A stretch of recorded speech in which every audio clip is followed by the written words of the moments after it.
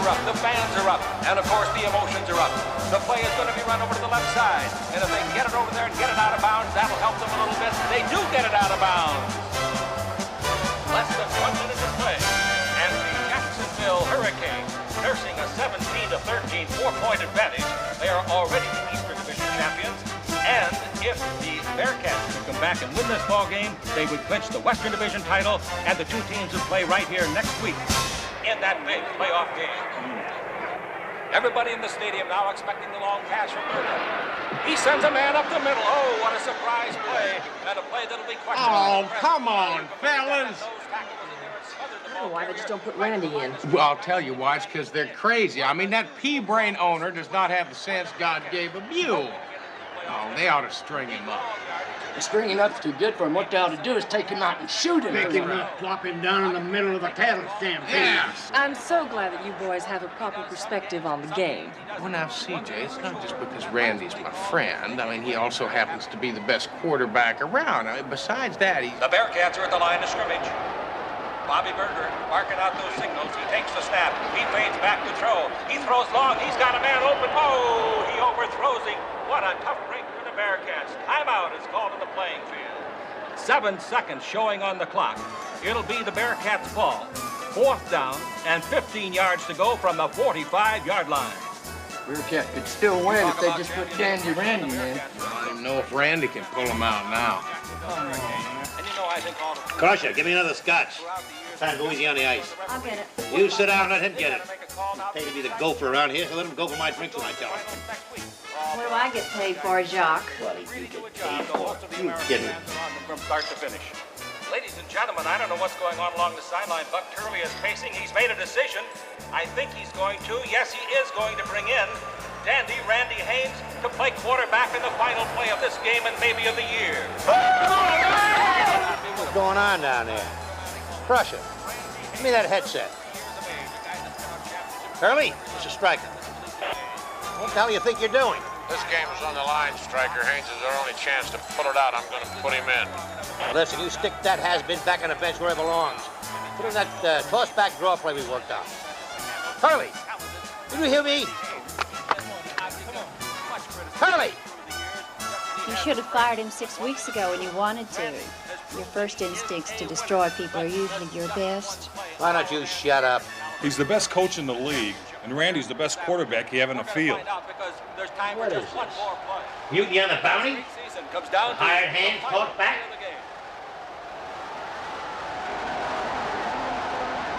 Jacksonville will rush only 3 men on this play, dropping them back for pass defense. Now, set, Haynes takes the snap. He drops back. We're down to 5 seconds, to 4 seconds. He's looking for somebody. Can't find him. He might be sacked. The long bomb. There's Bobby McMasters in the end zone. Touchdown, Bearcats!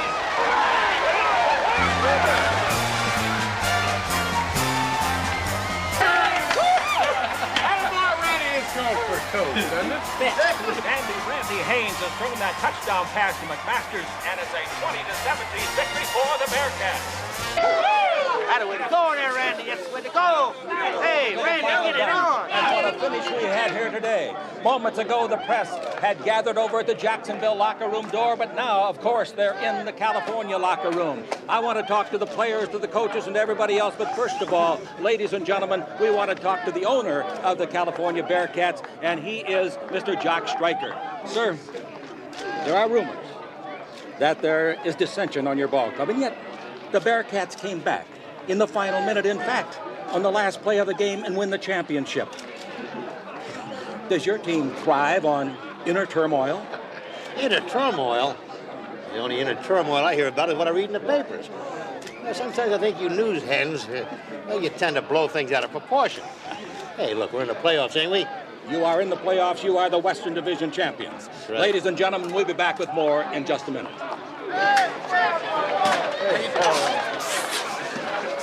Bad luck, I guess. I couldn't find anybody in the open, and all of a sudden Bobby McMasters got... Hey! How you doing? I'd expect you to be here. Well, you don't think I'd miss your shot at the playoffs, do you? I mean, I flew all the way in from Kansas City, and I tell you, you did it again in the last 7 seconds. Boy, just like you did against Penn State. 18 seconds to go and you complete 3 touchdown passes. Well, how about you against Notre Dame and that 88 yards? I tell you, you pulled it off with no time left.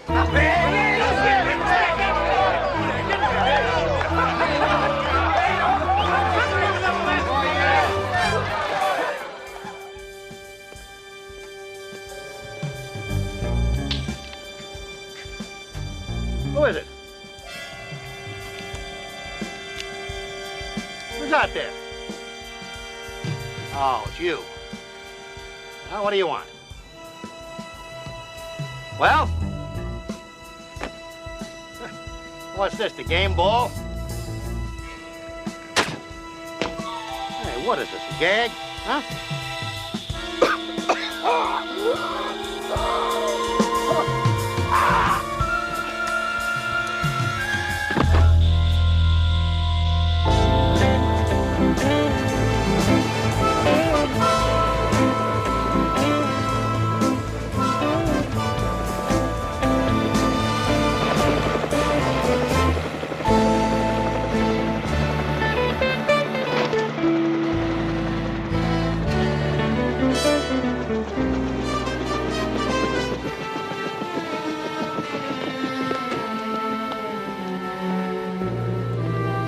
Good morning, CJ. Good morning, Houston. What took you so long to get here? Well, I decided to swing out over the Pacific and watch the whales heading down to Mexico. Boy, they're pretty. Houston, that's wonderful, but I've been trying to reach you at the ranch for the last hour. Now, our unfavored owner, Jock Stryker, was murdered last night. Look at this. The police got any idea who did it? Not yet, but you got a call from Randy. Now, he wants to talk to you pronto, and he sounds like a man in big trouble. What are we waiting for?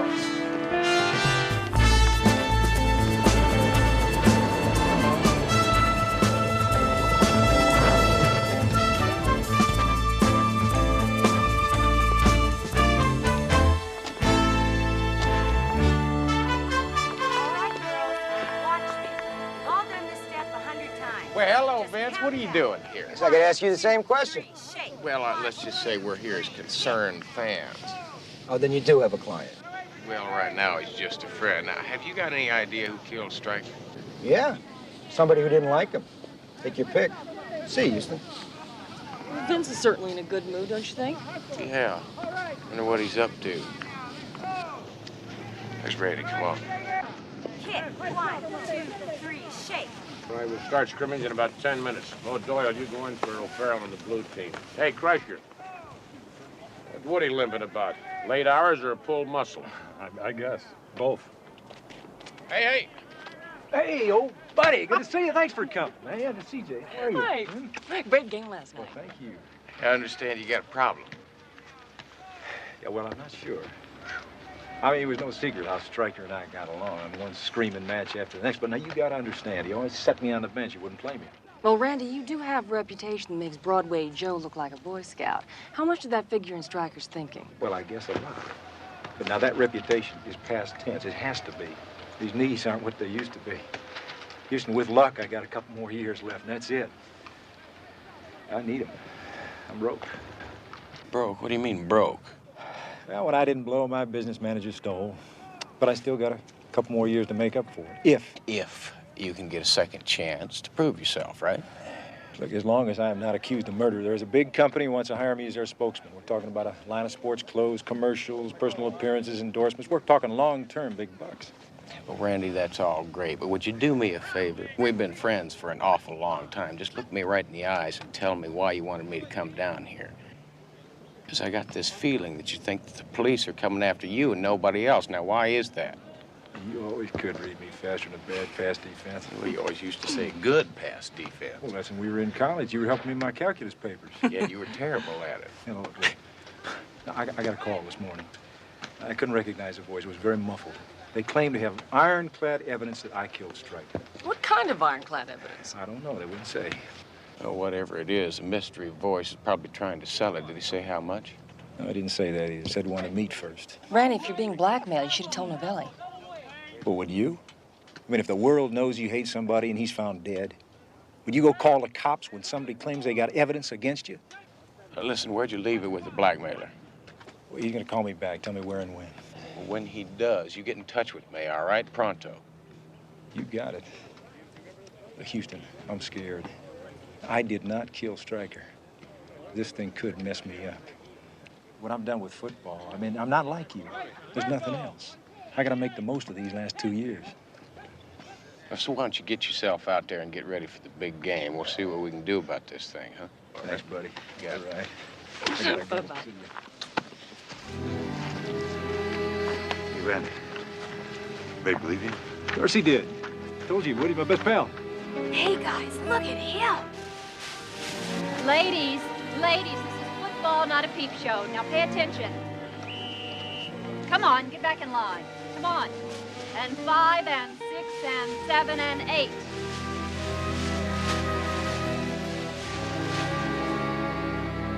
After 3 days, Randy's blackmailer still hadn't called, but Houston and I used the time to begin our investigation of the dead man and round up a list of people who might have wanted to kill him. Now, here we have Jock Stryker, the murder victim. Obviously, this was the man with the Midas touch. He not only owned the Bearcats, but he was on the board of 9 major corporations, and he had a little saying, "I don't get ulcers, I give them." Andrea Lott. She met Stryker 4 years ago when she was hired to organize the team cheerleaders. Apparently, he enjoyed her, shall we say, team enthusiasm. They've been living together ever since. Yeah, well, did she stand to inherit anything? Well, I still haven't figured out who got what, but I did find out that Stryker used to occasionally use her as a punching bag. Well, that's rude. Yes, it is. Well, it's Buck Turley. Looks a lot like Bear Bryant.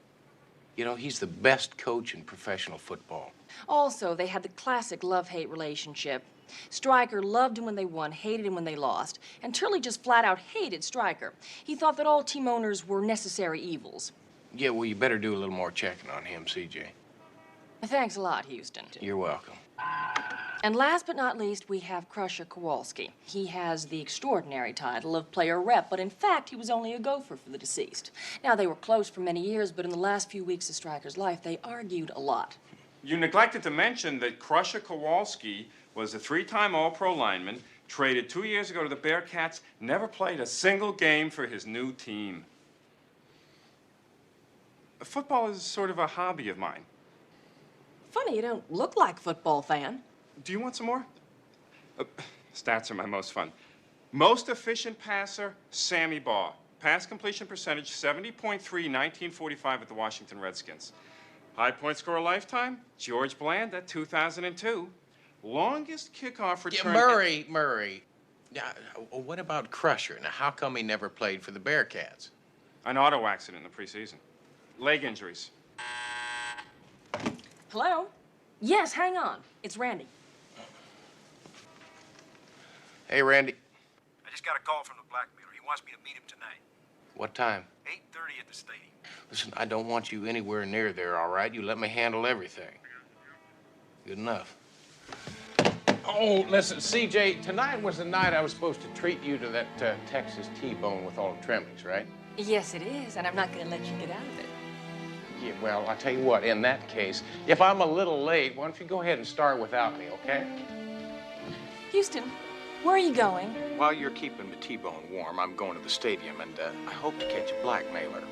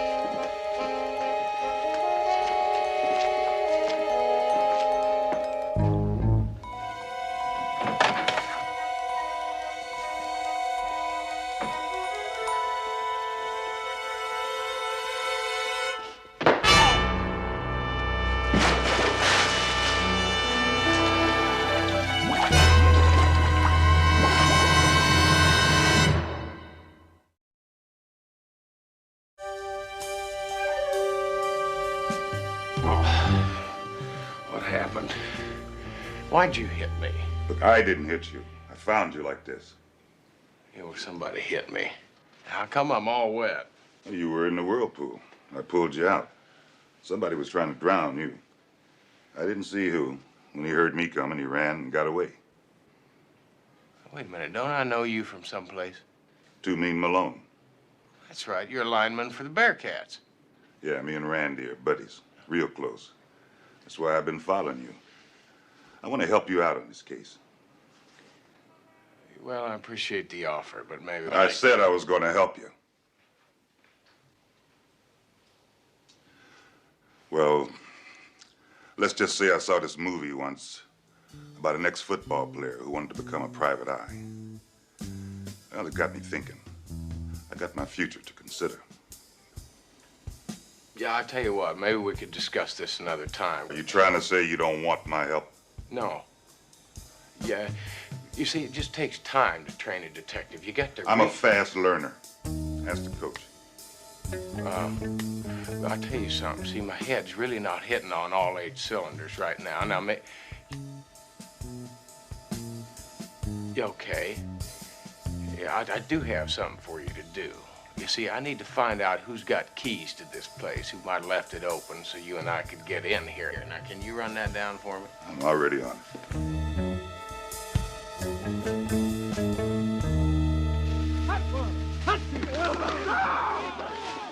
Hey, Crusher, Neil's phone for you. I'll lay off the contact work this week. Just concentrate on the passing drills. I need you in top shape Sunday, boy. Okay, Buck, thanks. I'll be ready. Don't worry. All right. Hey, Houston. Heads up. Yeah, it's not bad, Houston. You haven't lost much over the years. Yeah, well, I almost lost it all last night. Instead of catching a blackmailer, I almost got myself killed. What? Well, I don't understand. Yeah, well, I got the same problem. You see, the question is somebody really trying to blackmail you, or were they just setting you up for an ambush? I'll tell you something, Randy, it doesn't make much sense. And the only thing I can figure is that somebody's got something on you, and you're not telling me anything about it. Well, I swear I don't know. Oh, come on, Randy. This is me, Houston. Now, we've been through an awful lot together. How am I supposed to help you if you don't let me know what's going on? All right, there's one possibility. Look, a couple of months ago, Stryker threw a party. I had a little bit too much to drink. Well, let's say a lot too much to drink. Stryker benched me. I was mad. We had another shouting match. Well, who else was there? Oh, Andrea, Turley, practically the whole team. Did you threaten to kill him? Well, I don't know. Like I said, I was drunk. If you want to get the exact words, talk to Andrea. Why Andrea? Well, she lived with Stryker. She'd have his tapes. What tapes? Well, he was kind of a recording freak, I guess, like Nixon. Taped everything that went on inside his office. Looks like I'm in a little bit of trouble, huh? Well, we've been in worse jams than this before.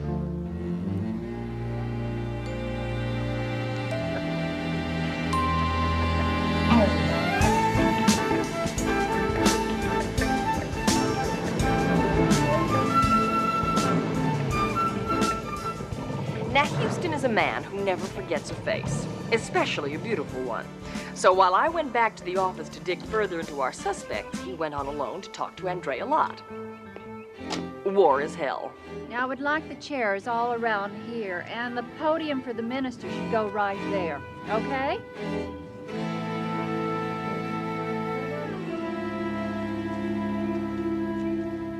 Well, I tell you, this is some yard. How many head of cattle can you run back here? Can I help you with something? Well, my name's Matt Houston, and I'm looking into the death of Mr. Stryker. Oh, well, I thought the police were handling that. Well, they are. You see, I'm just looking into it for a client. And that would be Randy Haynes. a great quarterback, lousy politician. Yeah, I bet you're talking about the night he got drunk out at the party here and threatened to kill Mr. Stryker. Oh, he's a better man than I thought he was. He had so much to drink that night, I didn't think he'd even remember being here. Yeah.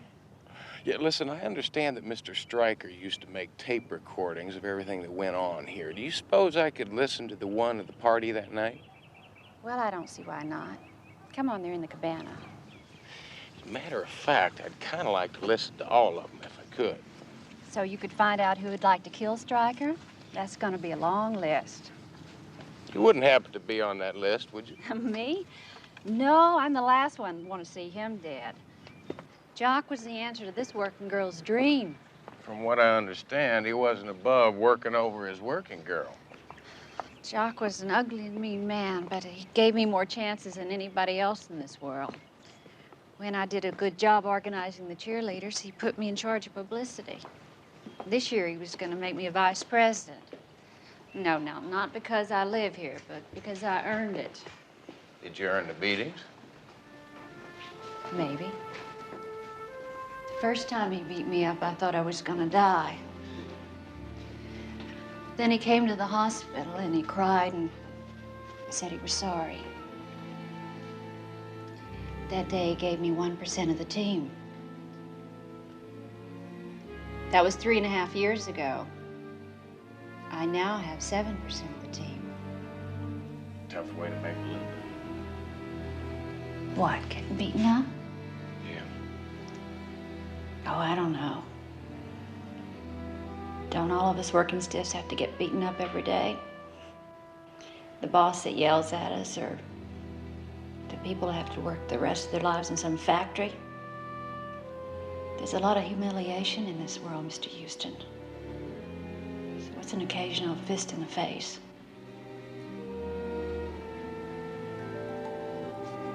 The tape you wanted would have been August 5th. It's not here. Are there any other tapes missing? No, they're all in order.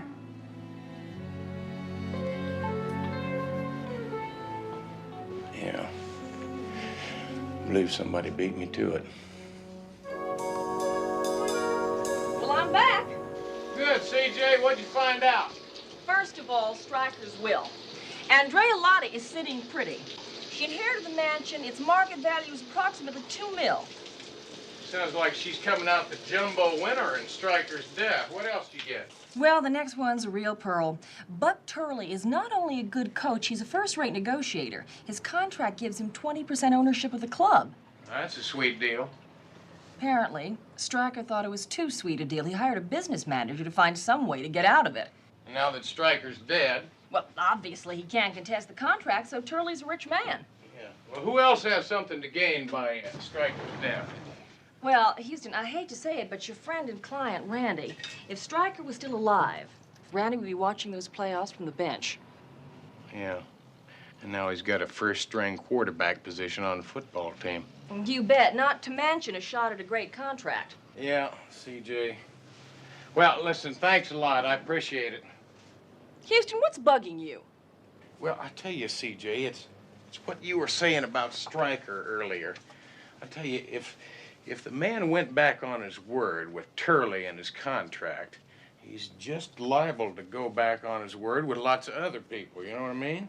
You mean Andrea? Yeah.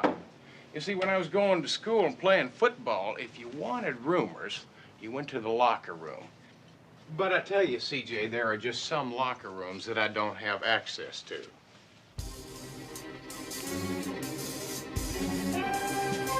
You don't mean locker room as in teddy bears? Yeah. Matlock, Houston, if you think that I went to law school for all those years just to impersonate a cheerleader, I mean... CJ, hold on. I mean, the thought of that. I wouldn't ask you to impersonate a cheerleader. Now, a photographer or a news person, yeah, listen, you'll be great, CJ. Great. Houston, I need you for 5 minutes. We'll talk. You can make fun of me. I just gotta talk to you for 5 minutes. Hold on, never talk. You can make fun of me. Hold it! Now, come on.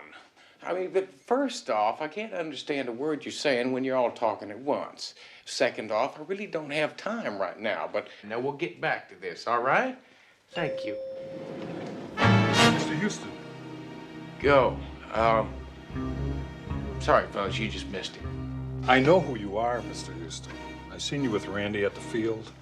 There's someone who'd like to talk to you. So, if you don't mind.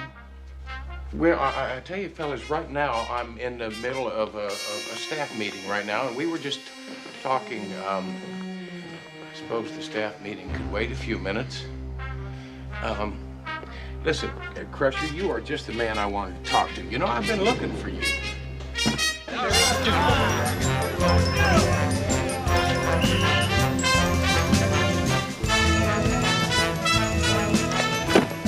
Come on, Swenson. You want to wear a championship ring, you got to do better than that. Don't bend it, break it in half. Get low. It's been a pleasure talking to you, Crusher. Coach, Mr. Houston. Well, glad you could make it, Houston. How could I resist such a charming invitation? Well, when I talk to people, I like to do it on my time and my terms. Well, now, that's more like it, Swenson. You might wear that ring yet. Would you do me a favor and tell me why I'm here? Oh, it's the game Sunday. For the first time ever, I'm going to run this team the way I want to. And that means that Randy's going to start at quarterback. Not if he's in jail for murder. He's innocent. I'm counting on you to prove that.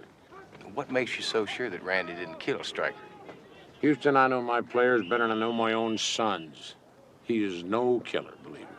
And what about you? Why would I want to kill Stryker?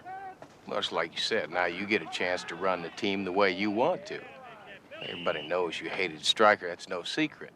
Besides that, now that he's dead, there's no chance of him reneging on the contract. Says you get 20% of the team.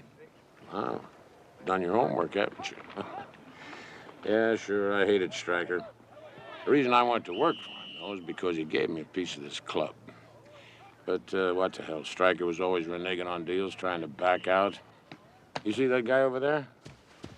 The Crusher? Yeah. He had a lifetime contract with Stryker. Tried to get out of that one, too.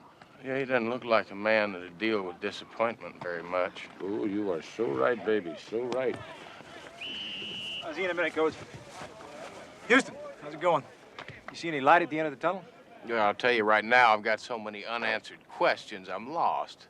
Listen, would you do me a favor and give me a lift back into town? I sort of got stuck out here without my car. Well, sure, you can use my car. Come on, I'll give you a lift down to the parking lot in my cart. Say, Houston, whatever happened that weekend you took Mary Lou McAllister to Laredo? Well, no, I thought you took her. How's your arm doing today? I'll put it in the cart.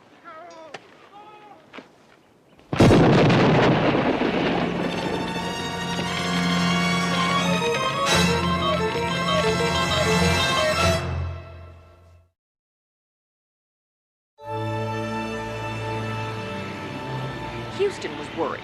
This morning, Randy was just a suspect. Now, after a second attempt on his life, it was clear he was a target. Someone was trying to kill him. To protect Randy, Houston needed help from Novelli, who at the moment was off duty and having his own problems. Listen, have you seen Vince Novelli around? Houston, perfect timing. Hold this, will you? What are you doing? Does it look like I'm doing hang gliding? I'm spending my day off cooking. Mama's chef didn't show up, and I'm helping her out. Yeah, but anchovies and lasagna? Oh, hold on. Vince, if you'd rein up for a minute, I'd kind of like to talk to you. I can cook and talk. Yeah, well, it's about Randy. Oh, Houston, thank God you're here. Please, could you give my Vince a hand? Oh, relax, I've helped you before. That's why I'm worried, figlio mio. Houston, taste this. How is it? It's good, Vince. Now, about Randy. Look, everything's gonna be all right. And since that bomb totaled out his cart, we have a 24-hour police guard on him. He's safe. Yeah, but Vince, he's gonna be out on that playing field on Sunday, and there's gonna be 70,000 people out there. Now, how are we gonna protect him then? Look, I'll talk to him at Stryker's memorial tomorrow. I'll convince him not to play. Vince, it's the most important game of his career. I can guarantee you he's gonna be there. Listen, he'll be a sitting duck out there. I don't like the look on your face. It usually means trouble. Yeah, well, not this time, Vince. I'm just trying to figure out a way to protect the man. What are you talking about? Well, I could always get my arm back in shape. You're gonna go out there for him? Vince, he's a friend. I'd do the same thing for you. You're making yourself a target. That's crazy. That's what I'm afraid of. This is yours.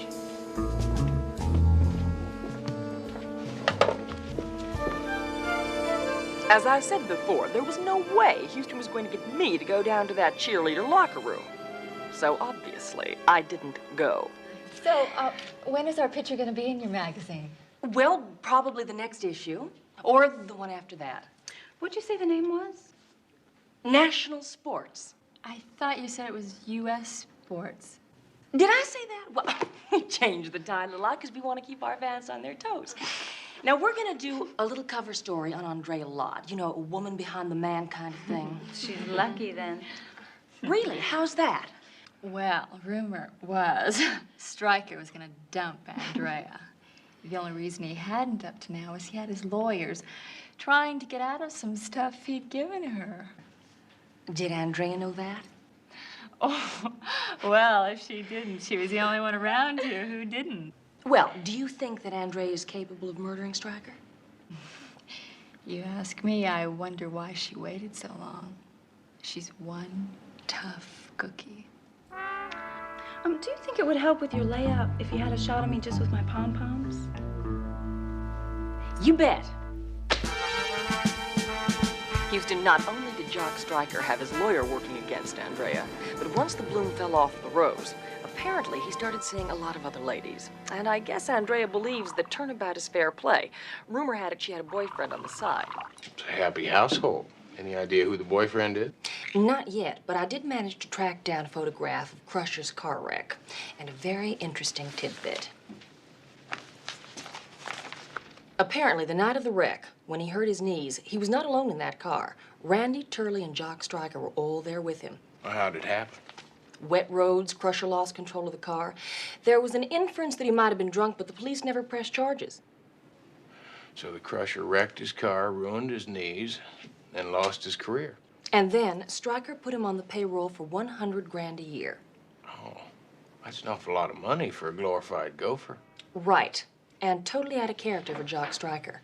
Sir, if you'll just let me explain, I know I can satisfy. So, Houston, help! I found this guy sneaking around with all these papers. Yeah, well, don't worry about it. He works for us. Well, he does?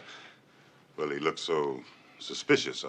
Well, he's paid to look suspicious. He's our accountant. Houston, why is Too Mean Malone running a security service for you? I'm his assistant. A what? Oh, wait, he's just sort of helping out Murray. Oh, well, if he's going to be on the payroll, he's going to have to fill out a W-4 and... No, Murray, you don't understand. He's not on the payroll. I'm not? Yeah, well, it's just a technicality. Yeah, Murray, you'll figure that out for me, won't you? Well, I want to know how he knows who I am. Oh, Murray's a football fan. You don't look like no football fan. Oh, I am. And you're Too Mean Malone, the leading lineman in football. But you've got 19 sacks, 7 interceptions. And no W-4 form. No W-4 form?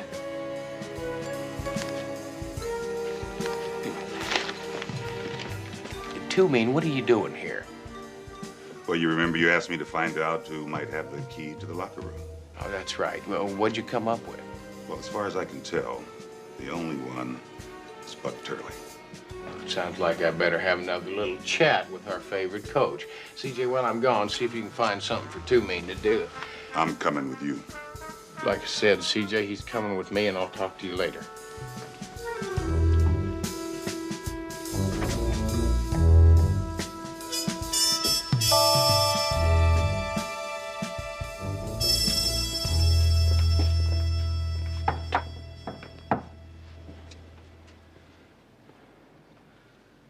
Well, maybe he's already gone to Stryker's memorial service.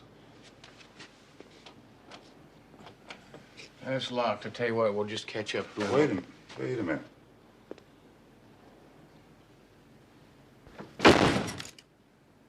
Do you realize that's very illegal?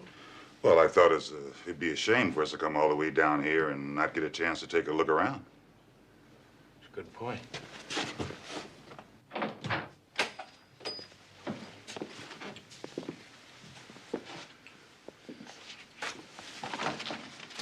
Well, isn't that something? I'd say Coach Turley's got some explaining to do. What is it? It's tape we've been looking for. I believe it's going to tell us everything we need to know.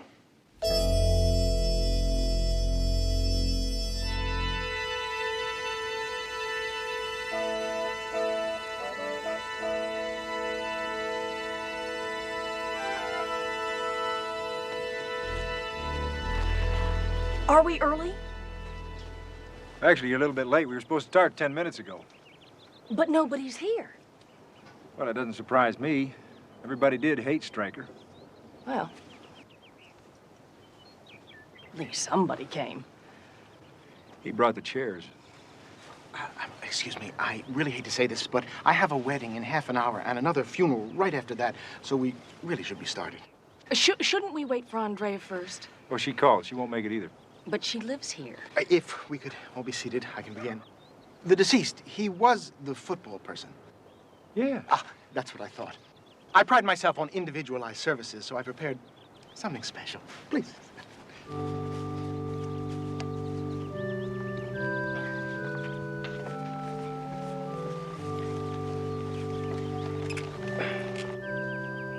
Dearly beloved, none of us knows when the big referee will call us. Whether it'll be in the first half or last quarter of our lives. So we should live each day as Jock did, as if it were a 2-minute warning, a grand slam homer, a slam dunker. So when that day comes, when we stand before those pearly goalposts, in that great gridiron in the sky, ready to enter the everlasting end zone, where the last dugout will be found, we can feel proud as Jock Stryker, that we played the game as hard as we could down to the final bell. And that through those extra innings of eternity, although it ends in sudden death, we played by the rules. Thank you.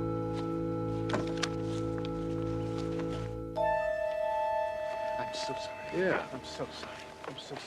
I'm so sorry. Hey, Houston, hi. There's good news and bad news, Randy. Now, the good news is I found a missing tape.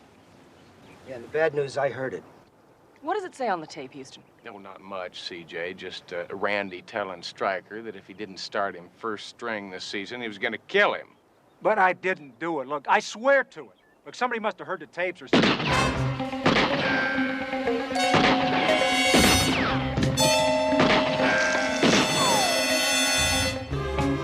Get on the radio, set a roadblock. Come on, move. Are you satisfied now, Vince? I mean, all those shots were meant for Randy. Are you all right? Yeah. It's the third time somebody tried to kill him. Now, when are you going to believe the man's innocent? I believe him. That's what worries me. Why would that worry you, Vince? Because Sunday's game is all the closer, and I still don't have a killer. And I'm worried about what happens when number 9 runs on the field to play quarterback.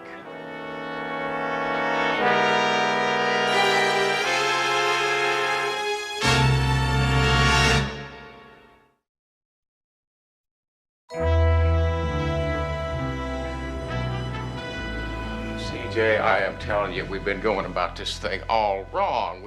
It's not working out. We've been asking ourselves the wrong question. We keep asking ourselves, who would want to kill Jock Stryker and Randy Haynes?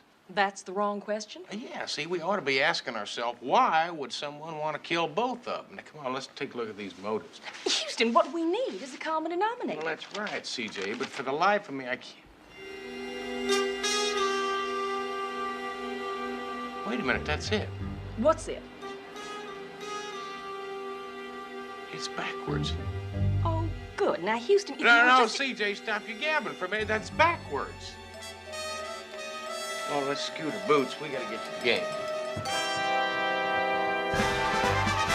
What a crowd. Of course, it's a sellout crowd, ladies and gentlemen. 69,812 here for this great playoff game between the Jacksonville Hurricanes and the California Bearcats.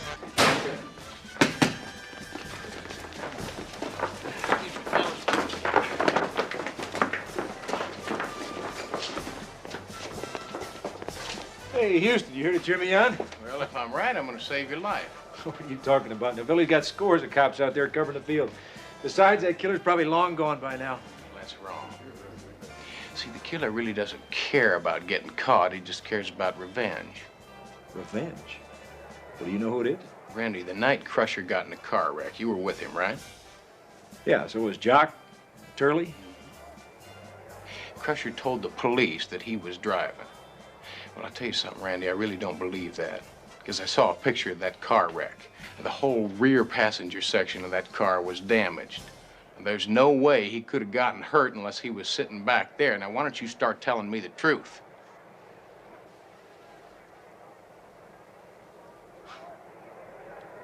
I was driving, drunk.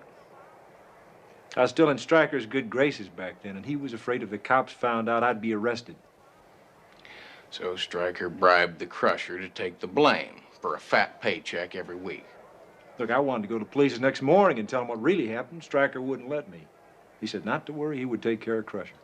Well, he took care of him all right. He promised him a job for life, till he found out that the Crusher was still seeing Andrea. Then he said he was going to fire him. So the Crusher is out of a job, and because of you, he's out of a career. So Crusher killed Stryker, and now you think he's out there? That's right, and he's waiting for you, Randy. Now, if you go out onto that field, you're going to be a dead man. Well, I gotta go up there. Well, no, you really don't have to. Sorry, Britt. The weatherman has really cooperated for today's game, and the vendors, they're doing an outstanding business. The commissioner... Houston, are you ready yet? Houston, can you hear me? I got you, Vince. I'm coming out of the tunnel now. And here comes the hero, Dandy Randy Haynes.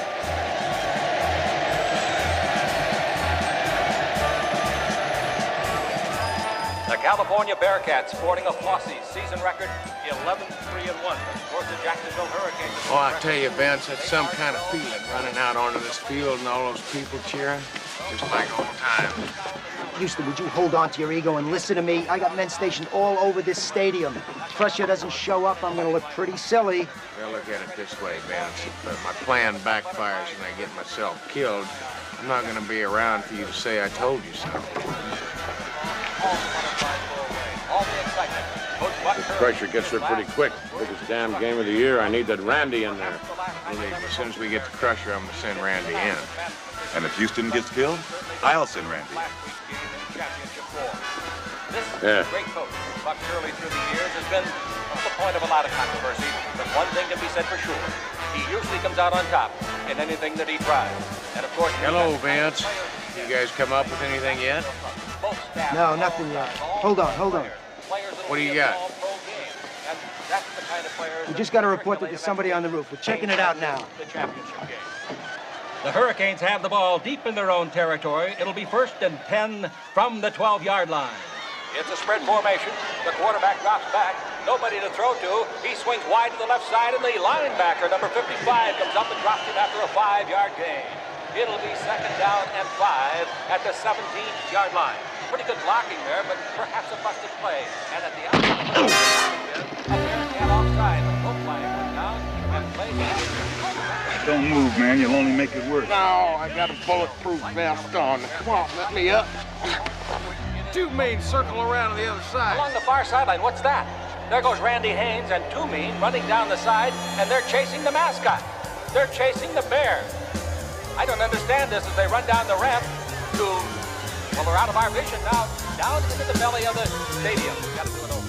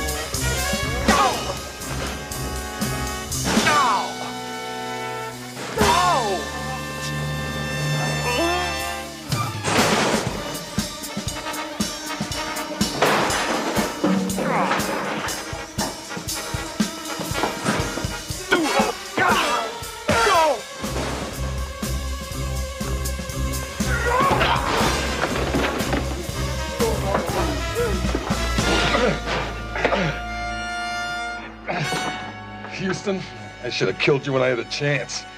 Been late for Monday morning quarterbacking, isn't it, Crusher? You better let him out of there. I believe he's got a football game to play. Right.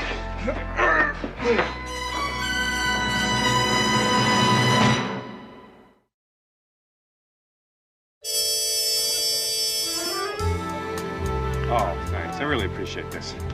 You guys were terrific Sunday, beating the Hurricanes the way you did. And do you realize if you win the championship, this football could be worth upwards of... Is it normal to include a home phone number when signing an autograph? Absolutely. This way, if anyone ever doubts it was really you. We'll just call you up and you can verify it. Matter of fact, maybe you have to put your home address down there. In case the phone lines are down. Houston, I just don't know how to thank you. Well, you just play next week's game the same way you did Sundays, and we'll call it even. How's that? Randy, we are so proud of you. Why don't we go have a Texas steak with all the trimmings? Well, I would love to, CJ, but I've already got plans. Oh, you do? Well, you see, in the interest of Bearcat team unity, I'm going to sort of take the cheerleaders to dinner. I thought you were in training, Randy. Now, don't worry about it, CJ. I'm sure the girls will give him a good workout.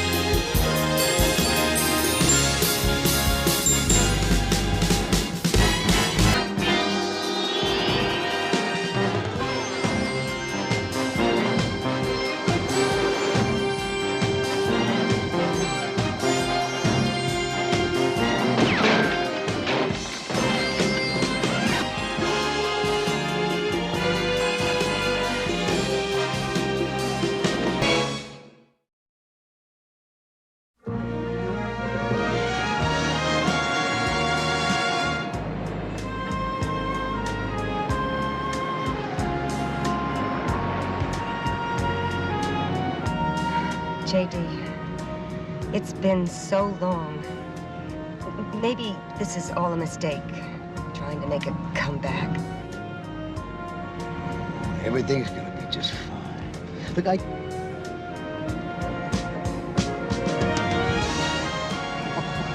what did I tell you? Look at this. Oh, darling. They did that for me?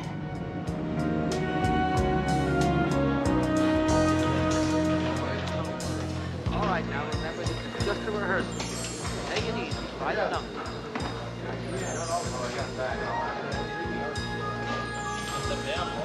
Okay, we're ready. Good morning. This is Army Archer talking to you from Hollywood. And this is truly a good morning. A morning when beautiful Ramona Landers is back where she belongs, in front of the cameras, for the first time in 12 years, making her new film. Well, we'll be talking to Ramona, and we'll also be talking to her co-star, handsome leading man Todd Gallagher, as well as to the film's financial backer, Mr. Miles Gantry, a most interesting man, a Rodeo Drive jeweler who decided to make his movie business debut by backing this lavish production. And of course, to brilliant young producer-director, Mr. Bill Claudius, who's at the helm of this multi-million-dollar spectacular. Crying out loud, she's been in makeup for 3 hours. How long are we supposed to wait? Until the lady appears, not a moment longer. I don't understand you. Ramona Landers is a relic, a haunting ghost from the past. Casting the two of us as star-crossed lovers is bloody ludicrous. It's not too late, Todd. I'll be more than happy to close down production today and recast if you want out of your contract. We can announce it when the press conference starts, if you like.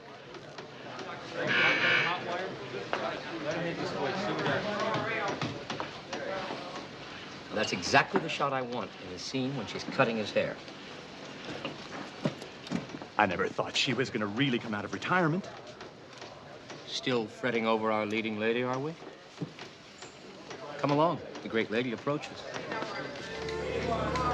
Henry, you're still here after all these years. Well, actually, I retired a couple of years ago, Miss Landers. Ramona. When I heard that you were coming back today to start filming again, I called in all my debts so I could be here. That's the sweetest thing I ever heard. They don't make stars like you anymore. Not real movie stars.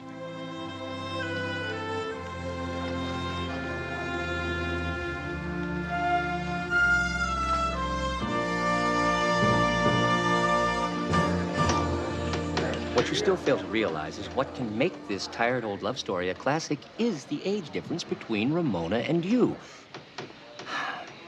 It'll be like Bo Derek playing Rick in Casablanca. E.T. is a musical. That's what makes it exciting. Different. Two cables right over. Ramona. Oh, Bill, how nice. I can't tell you how wonderful it is to see you. You look lovely. Thank you. I haven't received the changes we discussed. Yeah, you'll get them tomorrow night at the latest. Good? Good. Ramona. Oh, Miles. Welcome back, Ramona. Thank you, Army. We're all interested to know why you chose Delilah for your film return. Hey, who you kidding, Army? Well, if it isn't Todd Gallagher, Ramona's leading man. What really interests America is what body beautiful health nut Ramona Landers really has in her orange juice. Oh, just as we thought, folks. Almost straight 100 proof vodka. So that's what keeps the old girl so well preserved. Keep tape rolling.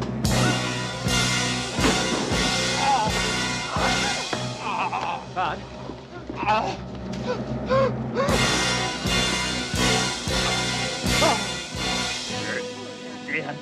It's just Dane.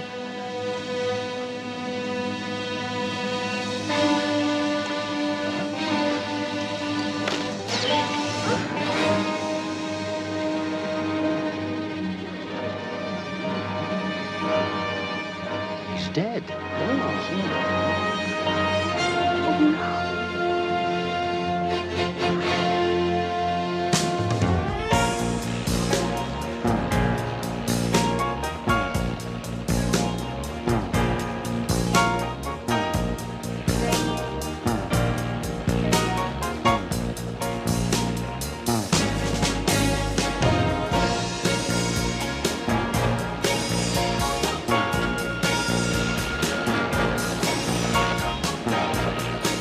There's an old saying that if you want to deal with someone effectively, the first thing you ought to find out is what his passions are. If the lesson that Murray, Houston's senior VP and financial wizard, never has caught on to, I mean, now here he is, way out at the back of Houston's ranch, trying to talk business with Matt while Matt's wrapped up into the passions of his life. Horses and chili. Texas chili, that is. The only real kind. Own private satellite into outer space just so you can watch the Oiler games live is really not good business practice. Never said it was, Murray. We get the Grand Ole Opry live, too. It's worth whatever it takes just to get to see Dolly Parton and her... No, I don't think this is going to get it, fellas. It needs 3 more green chilies and 6 more red. 3 more greens and 6 more red. That's exactly what I said. Didn't I say that? I said 3 more greens and 6 reds. Where are you going? To the office. But I'm telling you, in the hound's ear you did, you were talking jalapeno and cactus. But you're the one that tried to hurt pinto beans in the Texas chili. Wait a minute. Let me get this straight. This is the chili that you've been working on all week? This is the chili that you hope to win the contest with? And in doing so, win that horse, a horse that has become so important to you that I have had to cancel 3 corporate meetings and a merger for? I mean, I don't know why you just don't buy the animal. You see where I come from. We figure winning's twice as much fun as losing. And this here's the chili that's gonna do it. So what's your point, Murray? Well, if winning the contest and the horse mean all that much to you, why are you cooking out here? Behind the stable, downwind from the pasture. Oh, you just don't know nothing, do you? This here's Texas chili, the only real kind. The aroma's just all part of it. Houston, come on!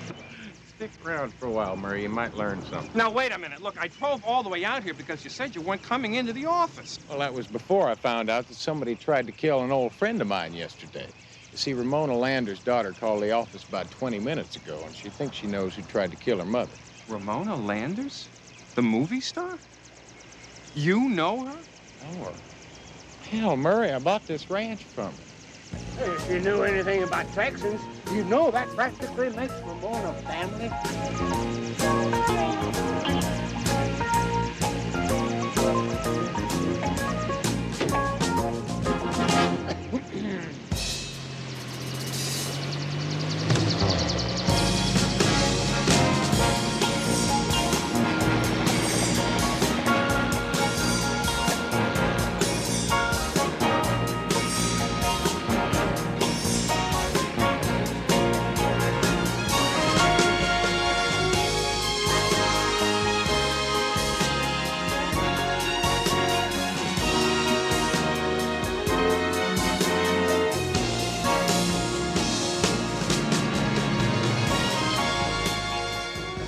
By now you should know that another one of Houston's passions, the only one that could pull him away from something as important as chili and horses, is helping friends.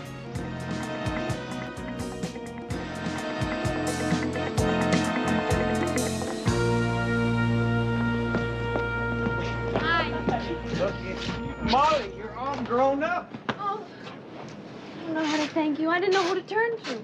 I told you a long time ago, Molly, if you or your mom ever need anything, all you had to do was call. I meant that. Now, CJ tells me you got an idea who tried to kill your mother. I do. It's my stepfather, J.D. Harris. He's trying to kill her just like he killed my father and twin brother 7 years ago. Now, that's pretty strong stuff. Have you got any proof? Well, my twin brother, Eric, who was killed with my father, he told me in a dream.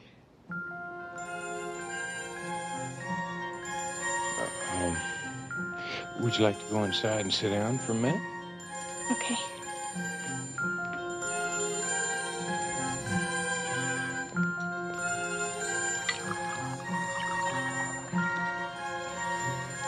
First, what you have to know is about my mom and dad. When I try to tell people how much they loved each other, they just kind of smile. I mean, my mom being a famous movie star and my father being an important director. Well, people think they know all about those Hollywood marriages. Now, listen. You don't have to explain anything about your mother's relationship with your dad. Everyone knows how devoted they were to each other. Then how could she have remarried just 2 months after he was killed in a plane crash? And especially to J.D. Harris. He was only a stuntman. And ever since they've been remarried, he's kept her away from making movies and all of her friends. What about the movie she's starting now? Well, that's just it. He couldn't talk her out of this one. And that's why he has to kill her. Because once she's back with her real friends, she'll see he's just been using her. She'll throw him out without a penny. Doesn't your stepfather own a chain of self-defense schools? Right, and every one of those schools my mother paid for. It's just like those books he had published. Nothing he does ever makes money. But Mom's made him her beneficiary. That's why he has to kill her. It's because he wants her money. That's what Eric says. Your dead brother. In the dream. Yes.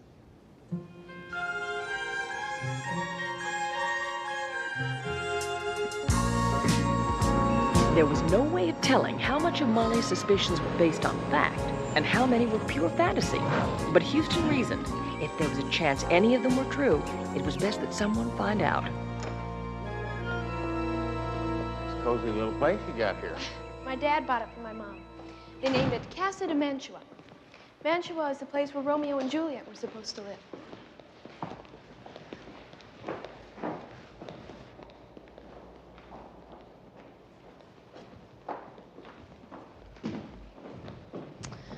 If you'd wait down there, my mother should be upstairs. I'll go see if I can find her. This can save more lives and prevent more rapes than having to fight. Oh, that's him, by the way. My stepfather. Tell him to keep a lock on Those ladies are his self-defense club managers. He gives them special instruction twice a week. Hold it. Cammy. Look, why don't you give me a shout when your mother comes down, all right? Very impressive. It's impressive, all right. I just hope it's friendly. All right, ladies, now you pair off in front. Hello there. I'll bet you're J.D. Harris, aren't you? I'm Matt Houston. I tell you, I've read a couple of your self-defense books. You're not welcome here, Mr. Houston. Yeah, well, maybe not by you, but your stepdaughter, Molly, seems to think her mother'd kind of like to talk to me. Well, that was a mistake. Now watch my arm. You see, the police are investigating the attempt on my wife's life, and both Ramona and I feel that's quite sufficient. Well, then you wouldn't mind if I just stuck around and heard that from Ramona herself, huh? My wife isn't feeling well. She's spending the day in her room, and I want you off the property as soon as possible. Like now. Houston, the maid says Miss Landers is coming downstairs now. Well, it's been nice talking to you, Mr. Harris. I said I want you to leave. I told you I read your book.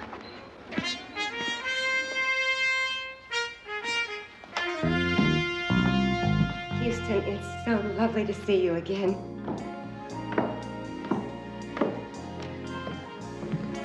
Ramona, you're looking super. Oh, thank you.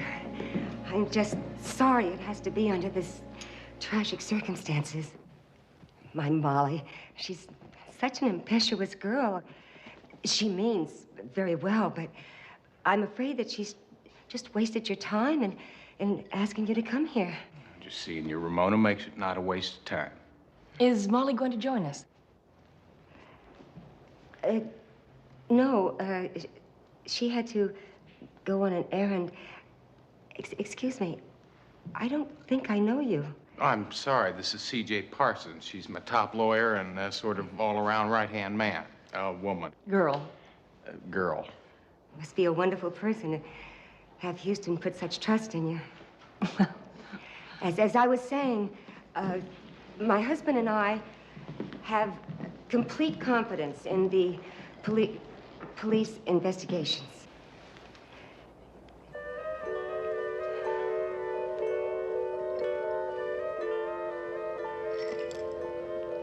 Mind if I had a sip of that?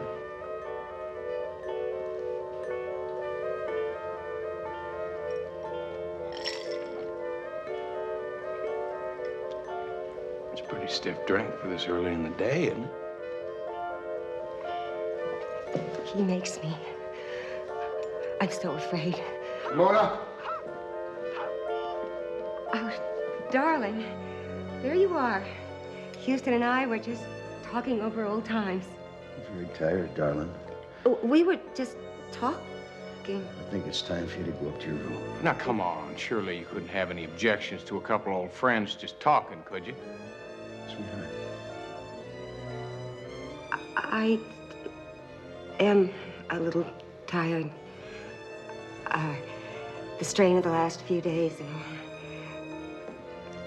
J.D. always knows what's best. I do thank you both for coming.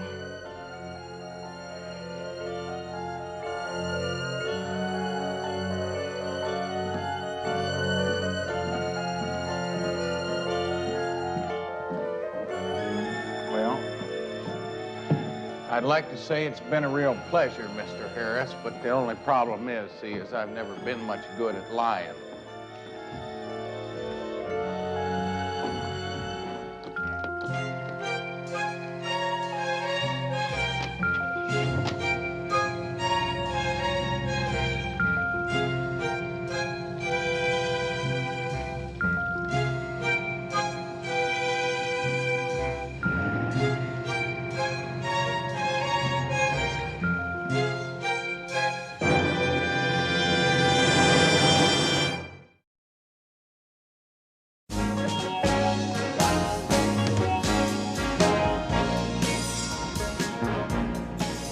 Now, Houston figured what was important was when that orange juice was poisoned. If it was before it was put on the table, then there could be a lot of suspects, like any nut who might have worked at the studio. That's only a couple of thousand. Now, on the other hand, if it was after, it would have had to have been somebody who could have gotten close enough to that table without looking suspicious. Meaning someone in the interview. Right.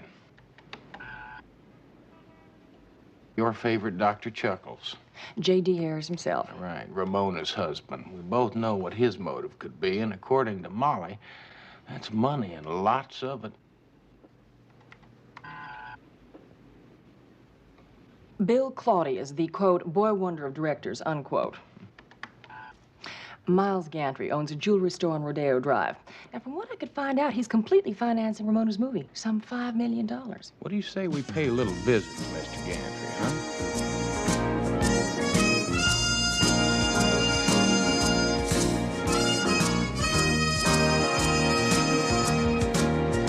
Rodeo Drive is right in the heart of Beverly Hills. It's said that some of the most expensive shops in the world are found here. And when you're talking about a jewelry store like the one Miles Gantry runs, well, you're not talking about a store that you can just walk into and browse around. You have to make an appointment. Beautiful Megan wearing diamonds that once had a war fought over them. Our theme for this month's specials is historic jewels in new and exciting settings. The whole ensemble was once $2,000,001. Now marked down to the incredible $1,000,003. Good afternoon. I'm Miles Gantry. May I be of some service? Matt Houston, this is C.J. Parsons. Ah, yes, you called about that dreadful incident yesterday. I don't know what I can tell you. It's terrible what happened to Todd Gallagher. You know, he was the type of young man that everyone liked. He was perfect for that role. Are the police making any progress in finding out who's trying to kill Ramona? Well, Mr. Gantry, the police are working on lots of ideas, but I'm of the mind that the killer was someone close to Ramona. Probably at the news conference yesterday. Oh, but that's impossible. There was just Bill, J.D., and myself. You certainly don't think that I love Ramona, and frankly, I resent your implication that I might want to do her harm. Adorable Audrey, wearing star sapphires from India that were once paid for ransom by the Maharaja of Kanchipur.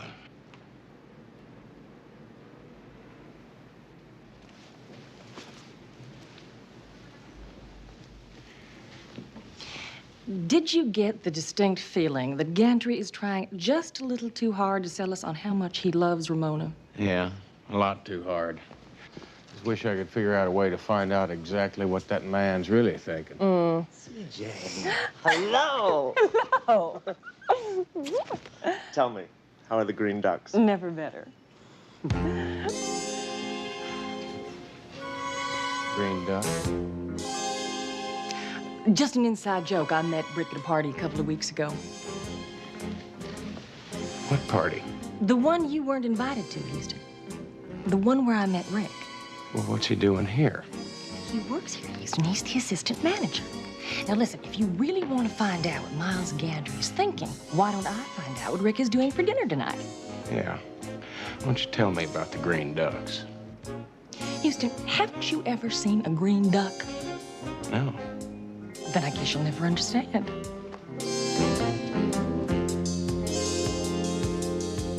CJ?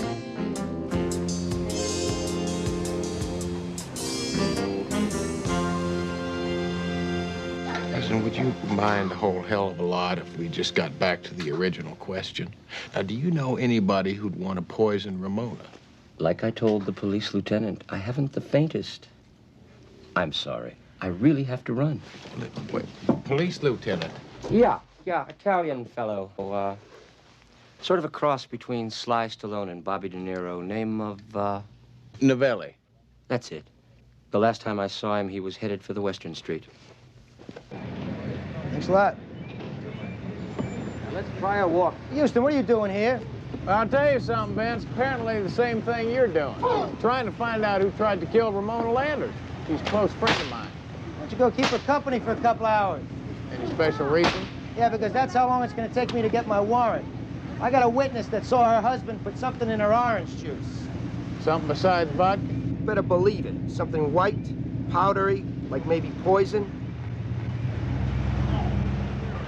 Save it for the cab. Cable's right over here.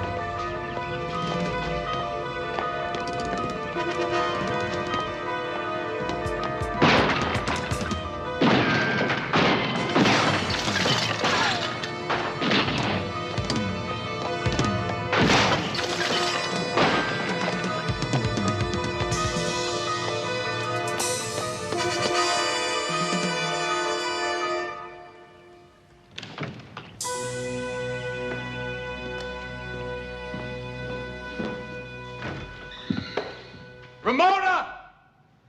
Marley!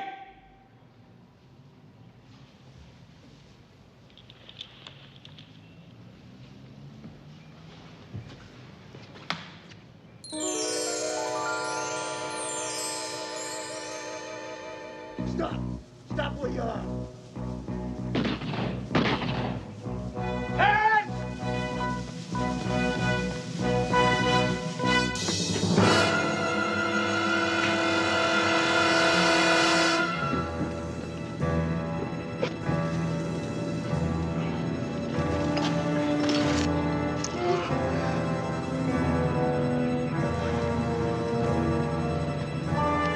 Get an ambulance.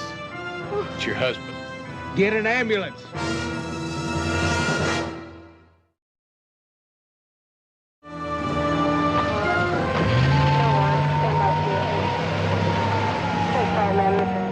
How's he doing, Vince?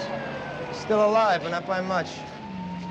Was he able to talk and say who shot him? No, they don't even know if he's ever going to regain consciousness. Doesn't make any sense, Houston. It's all upside down. Just when we thought we had our killer, the killer almost kills him. Yeah, I know. How's Miss Landers taking it? Well, she's scared, Vince. At least she says she is. What is that supposed to mean? Well, I'm not sure where Molly or Ramona were while the shooting was going on. I went in the house and I called out for both of them. Well, they said that we're hiding and we're afraid to answer you. I know that's what they said, but they also said Harris told them to stay in the house. The trouble is that neither Ramona or Molly know where the other one was during the shooting. I'm just not sure which one of them to believe anymore. What do you mean? See, I had a conversation with Ramona this morning. She said Molly was on an errand. Wrong. I just talked to Molly, and she said Harris had her locked in a room and her mother knew about it all along. Did you ask her mother about it? Well, of course I did, and she denied the whole thing. See, she says Molly's been having problems, dreams, nightmares, and that kind of thing. She's been imagining things. Listen, I'm gonna have to run and meet CJ. I'll talk to you later. You ever heard of a green duck? No. Right about now, that seems reasonable.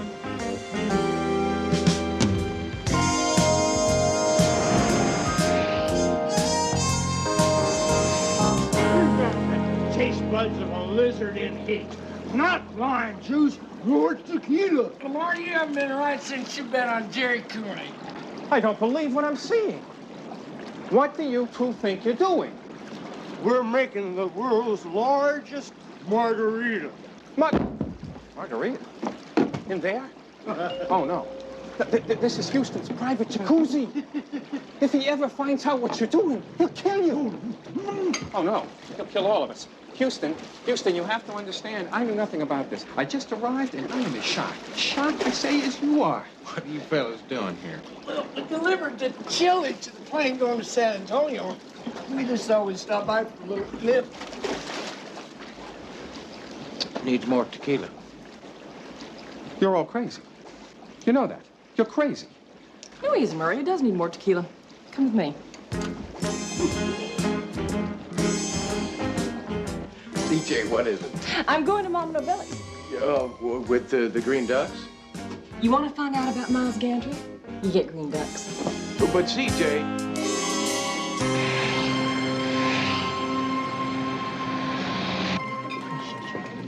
By the way, you're doing well with some job because you was there enjoying yourself. Are you? And how's Miles doing? I'm so glad for you. By the way, you look sweet. Oh, here it is. Good. Oh, I'm sorry. I'm really sorry. Oh, Can I bring you some more spaghetti? Dear. I don't need spaghetti. How about some fish? I don't like fish. Well, Can I buy you now, dessert? don't argue. CJ, excuse me. I understand. Not to worry. Everything is just fine. Dear, well. CJ. Houston? I should have known it was you. What'd you find out? Well, first of all, Miles Gantry lied to us. He hates Todd Gallagher as an actor as well as a human being. Why'd you put him in his movie? Because Bill Claudius wanted to be in it. In fact, he insisted upon it. Now, I want you to fasten your seatbelt when I tell you this last piece of information. Have anything to do with green ducks? Houston, forget the green ducks. Now, according to my dinner partner, Gantry expects the movie to be a total disaster. Thinks Ramona is over the hill and thinks you might as well just strike a match and burn up the whole $5 million. Why would a man sink $5 million into a movie when he knows it's going to be a bomb? Listen, I'll make phone calls.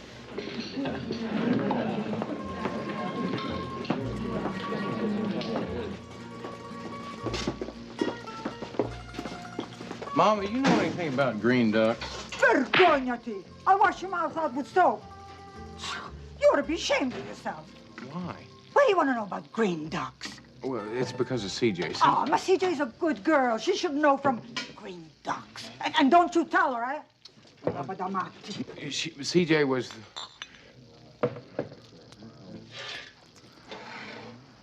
told me about the Green Ducks. Hello? Molly, listen, I gotta ask you a question. You know that diamond necklace your mother was wearing this afternoon? Was that real, or was it a copy made for security purposes? Oh, definitely real. Mom doesn't like fake jewelry. She says only the real ones have any life. That's what I thought. I'll talk to you later.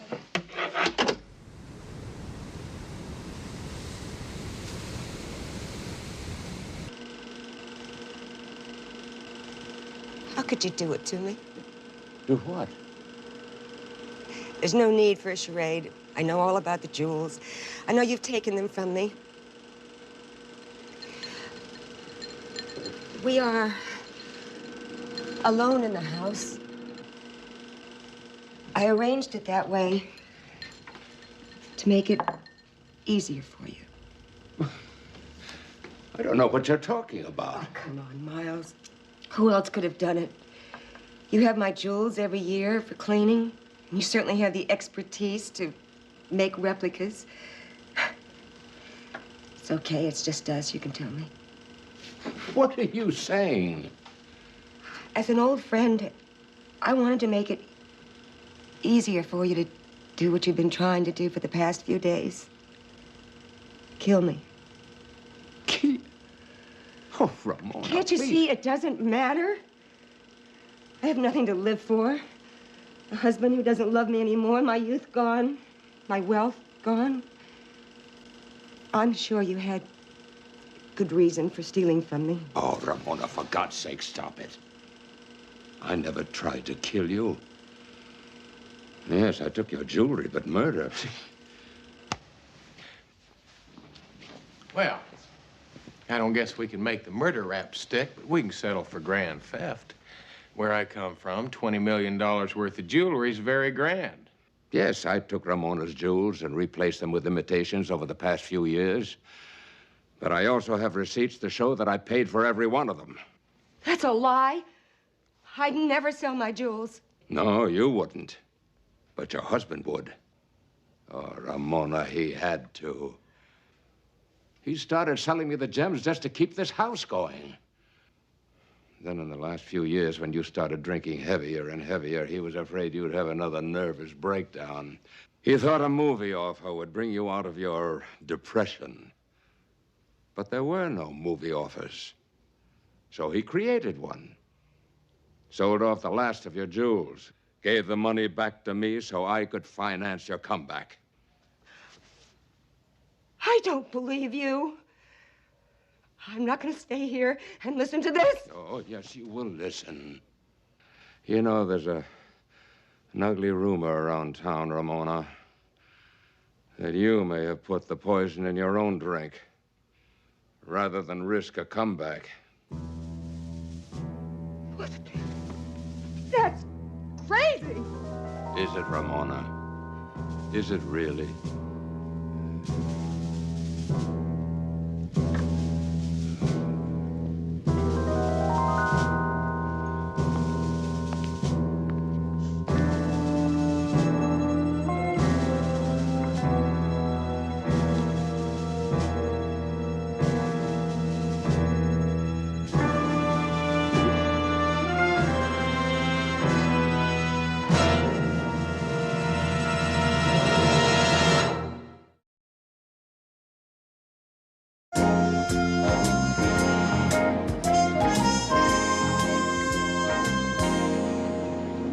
Houston, it is 6 a.m.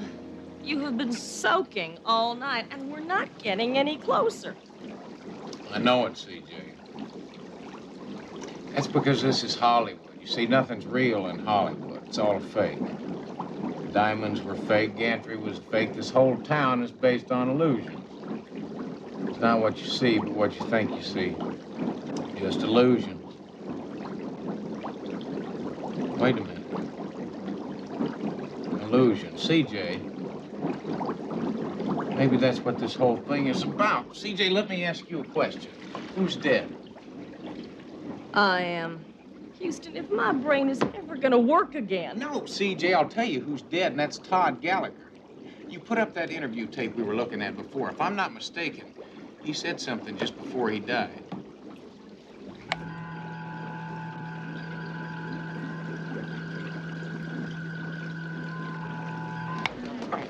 Oh.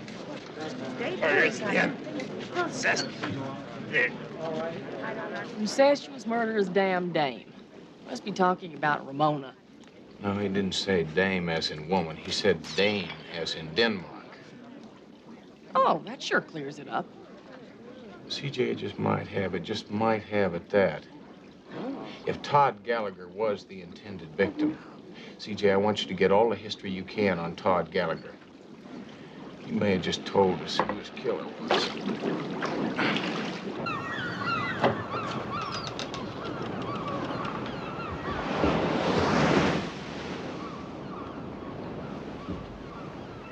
Hello, Vince. Houston, what are you doing here? Probably the same thing you're doing, just trying to follow up a lead. Go home. Clip coupons. It's a waste of time. Just another burglary. Headquarters tried to tie Gallagher's name with Ramona Landers. No connection. You know as well as I do, when a prominent person dies, a lot of second-story guys come out of the woodwork. Usually, while the funeral's going on. Oh, did they get anything of value? Who knows? The only person here is the maid. She doesn't speak English. See you later.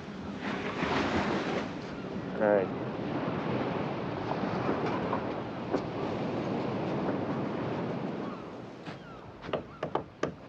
Buenos dias. Me llamo Matt Houston.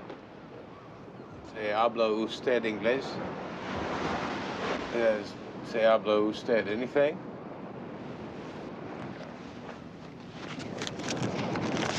Habla usted Ben Franklin? What do you want to know, cowboy? That's what I thought. Tell you, I need some information. Did Mr. Gallagher have a special place where he'd hide special things like a safe or anything like that? Oh, see, a very secret place. Good. Yeah.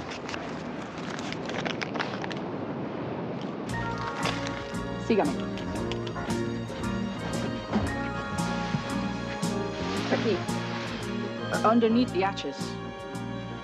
Super.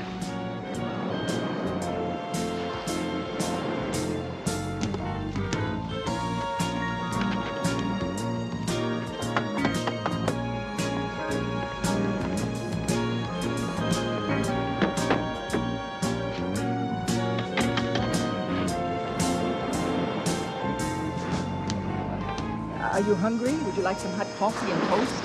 I'd love something. Let's make mine black.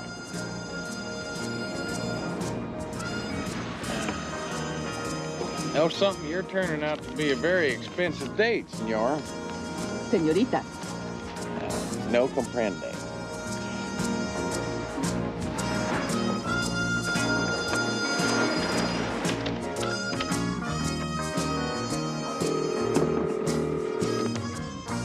CJ, what'd you get? The information you wanted on Todd Gallagher? About 8 years ago, when our friend was in college, he did appear in a production of Hamlet. Yeah, let me guess. He played the role of Hamlet. Houston, if you knew all this, why did I bother? See, that's what I'm getting to. See, at the end of the play, the king poisons Hamlet. He's also killed his father. And he marries his mother, then he kills her off, too. They talk about violence on television.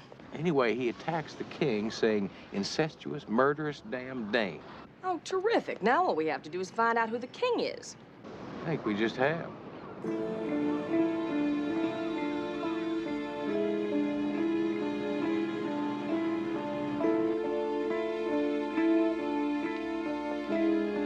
Why don't you come on out of there? Houston, nice to see you again. What can I do for you today? Well, I found what you missed at Gallagher's place. Your press clippings from Leland College. I'm not sure I know what you're talking about. Well, I think you do. See, it was an 8-year-old newspaper story about a drama student who killed his brother and then disappeared. He was a real bright kid. See, he used to act and direct in all the campus productions. The night his brother was killed, he played the murdering king in Hamlet. Well, it would appear my career in Hollywood is over. Actually, I was getting rather bored with it anyway. Why don't you tell me what kind of a man can kill his brother and then assume the name of Claudius, the murdering king in Hamlet? A clever one, yes? Then you made your way out here, made a real success for yourself. Then Todd Gallagher showed up. He recognized you from college. He blackmailed you into using him in all your movies. It really wouldn't have been so bad had he been a better actor. Then you found a way to get rid of him, didn't you? You knew how upset he was about playing opposite Ramona. You told him the only way to get rid of her was to humiliate her publicly. You put the poison in Ramona's glass, but only when you were sure Todd Gallagher was gonna drink from it.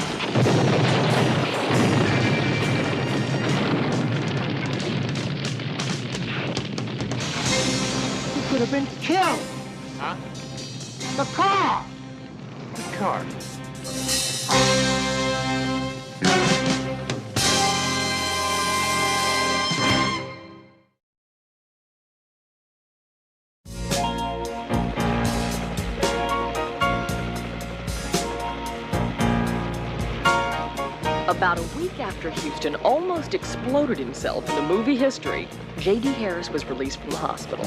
And he explained that the white powdery substance he was lacing Ramona's drinks with were in fact multivitamins to keep her strength up. And Ramona, finding out how much her husband really loved her, well, she seemed to be getting better herself.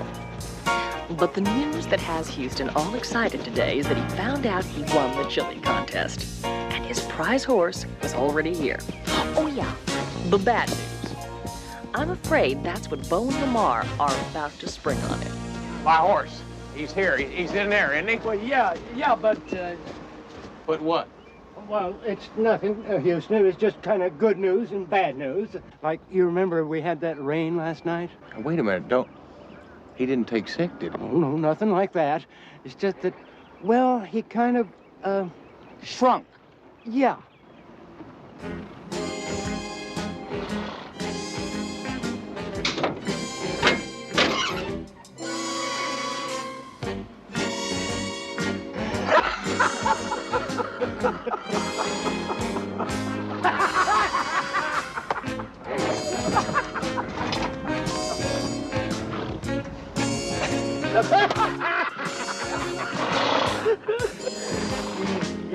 Yeah. Is the house broke? Well, it ain't caused no problem yet. Good.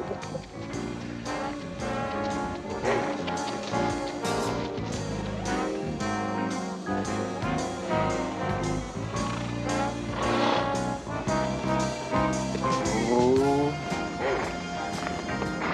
look at you.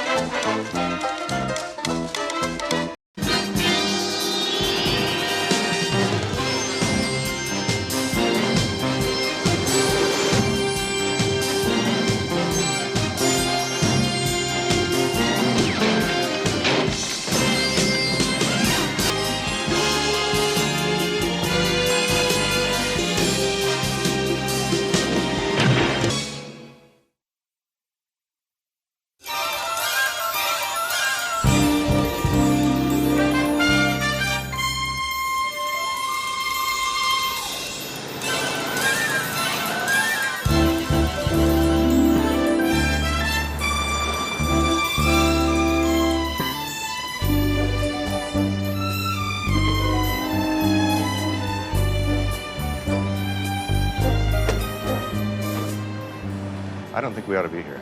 Oh, come on, Sam. I've waited 7 years for this. I intend to savor every second of it.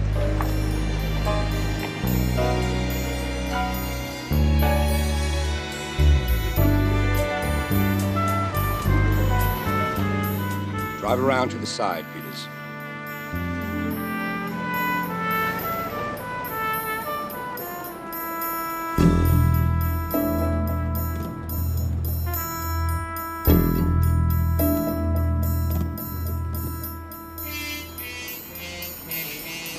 Why all the secrecy, Goody?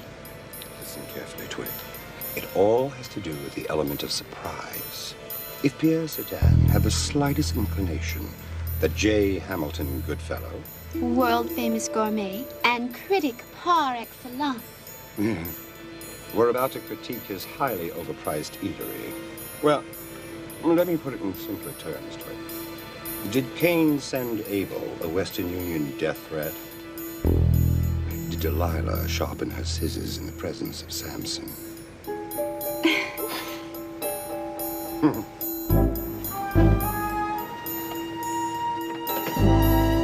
Never mind, Peters.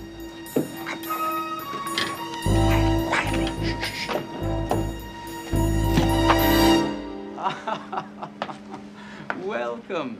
How nice of you to grace my restaurant.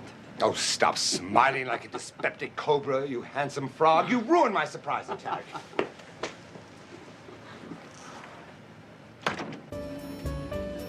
By the way, have you seen my junior partner? Maybe he's supposed to meet me in the alley. Being great. Oh, succulent. Oh, provocative. Ambrosio. I thought you'd like to see this advance copy. It shows Mr. Marsden presenting you with our Restaurant of the Year award. wonderful. Oh, come on, Pierre, get the lad out, will you? I mean, kindly show me to my table, post haste. Of course, please. Wonderful. Oh, Pierre, you are a devil. Your food is the death of me yet. Your crepes, your soufflés, your canard l'orange. I must have them all tonight. A gastronomical orgy. What in heaven's name is that monstrosity? Don't you know? You sent it. Me? Ridiculous. It looks like something left over from a scrap iron convention. It's supposed to be a gelatin mold, according to the young man who delivered it. And they said it was for you. For me? A gelatin mold the size of Mount Rushmore for me. What am I supposed to do with it? Feed the Mormon Tabernacle Choir? Well, let's have a look.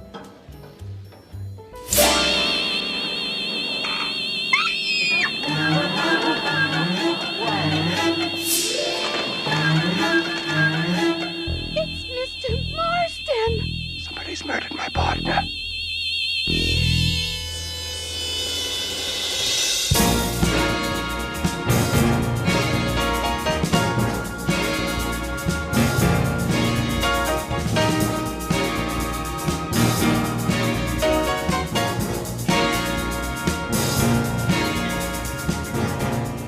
Now, this phone is supposed to be for emergencies only. Now, listen, I have complete trust in you. Now, if you have to make these executive decisions, I mean, why don't you go ahead? I trust your judgment. Now, if you think Houston Industries really needs to switch over from manual pencil sharpeners to electric ones, then why don't you go ahead and do it? Now, how'd you get this phone number? I don't even have it myself yet. Murray, I told you 1,000 times there's no business out here at the ranch. Goodbye. Now, I'm real sorry, Kelly. What was it you were saying? Repeat, don't lock down the throttle. No, I won't. No, I'll throttle. Okay, Houston. How about a little bet? Maybe just a little 10 spot? Well, of course, unless you don't want to race a girl. Lamar, that's a pretty chauvinistic remark. Houston, why put your money where your chauvinistic is? Unless you're afraid. You're on to the house. $10. Then let's go. All right. On your mark. Get set. Hey, you can't! Houston! You come back here and start me! Houston, you lost the throttle.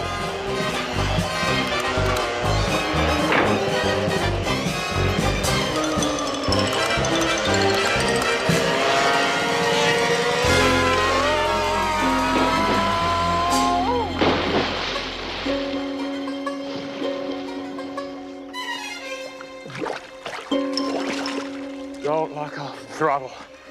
Don't lock off the throttle.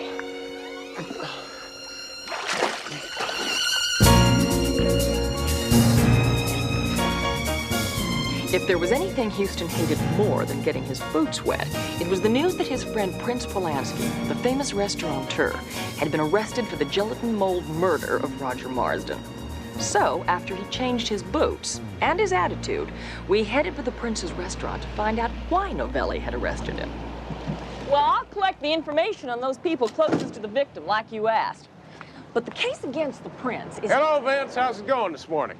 Sorry, Houston. I heard you and the Prince were friends. I think we just found the murder weapon inside.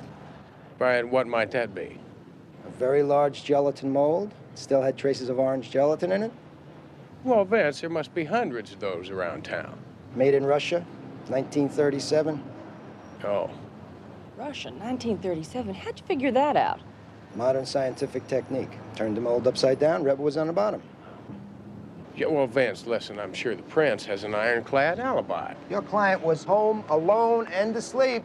Well, in that case, his alibi is liable to end up in the Guinness Book of Records as the weakest one since Benedict Arnold flunked his polygraph. Yeah, Vince, I mean, the man's a widower. You want to see him at the White House, tap dancing at a press conference? Houston, you better scoot your boots or it's going to be arraignment time. Oh, that's right. Listen, would you give CJ a lift back to the office? CJ, warm up, baby, and get started on the information. I'll take care of His Highness. That's American justice, eh? American justice. First, I'm arrested for a crime I didn't commit. Second, I gotta put a fourth mortgage on my restaurant so I could pay you back for the bail that I had to put up for that.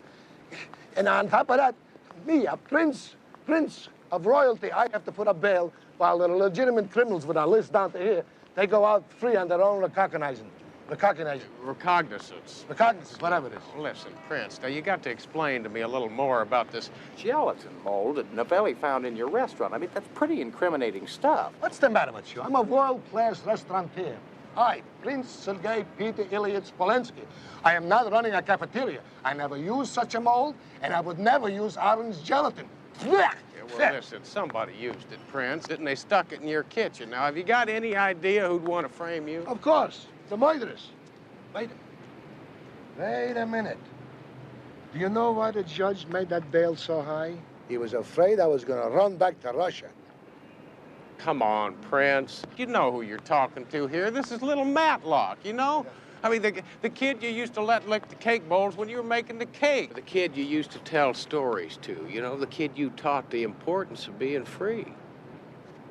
You know, I owe all that to your father. You know, when I came to this country, I was nothing but a Russian peasant with a dream of a Statue of Liberty in a void called freedom.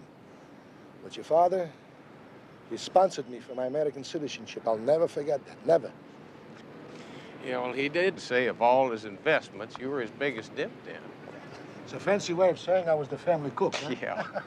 Listen, Prince, now, we got to get back to this thing because it's really bothering me. Now, do you have any idea of anybody who'd want to see you take the fall for Marston's death? Any restaurateur in town. They always looking to knock off the champ, right? And I'm the champ. I was the champ, till they ruined me. Yeah, well, they, meaning Marston and his partner, J. Hamilton Goodfellow. Who else? Yeah, well, listen, the police told me that you threatened to kill both of them. And they deserved it. They ruined me. For what? They don't know the difference between a plate of borscht and a banana.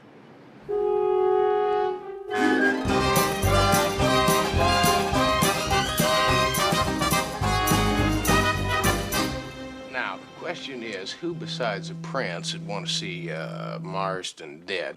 Now, who we got? Well, the names and numbers of the first-string players, the people closest to Marsden, starting with his partner. Goodfellow, J. Hamilton. The J doesn't stand for anything. He gave it to himself as a present in order to be different. He was born in New York, the Bronx, 1930. Then he moved to Hollywood, where he majored in affectation. He could have minored in murder also. You see, partners have a way of falling out. You bet. Now, that's Terry Anton, Goodfellow's constant companion, and maybe a little more. Nice hors d'oeuvre. Pierre Sardin, former French decathlon champ, soccer star extraordinaire, Marston's best friend, and the owner of the restaurant where the body turned up. Listen, any idea on who made the delivery yet? Well, nothing that's really going to help us. It's a regular delivery service. Apparently, they got a call late in the afternoon to deliver from the Princess de Chez Pierre. Well, who made the call? Well, this is the part you're not going to like. Apparently, it was a man with an accent who called himself the Prince. Oh, swell. Who's next? Kate Riley. She's the producer-director of Marsden and Goodfellow's television show. Most importantly, she's Marsden's ex-wife. Ex-wife as in bitter divorce? As in cat and dog fight. From what I could find out, this divorce gives a new meaning to the word nasty. Well, that's a good reason for murder. Now, this is Kate's brother, Sam, who is very loyal, very protective, and according to his past record, very dangerous. Well, you got a lot of candidates. Where do you want to start? Well, I think we ought to start with Mr. Goodfellow, J. Hamilton. Listen, C.J., keep digging and see what you can come up with on Marston's will. I'd like to know exactly how that man decided to slice up the pie, you know what I mean? With any luck, a la mode.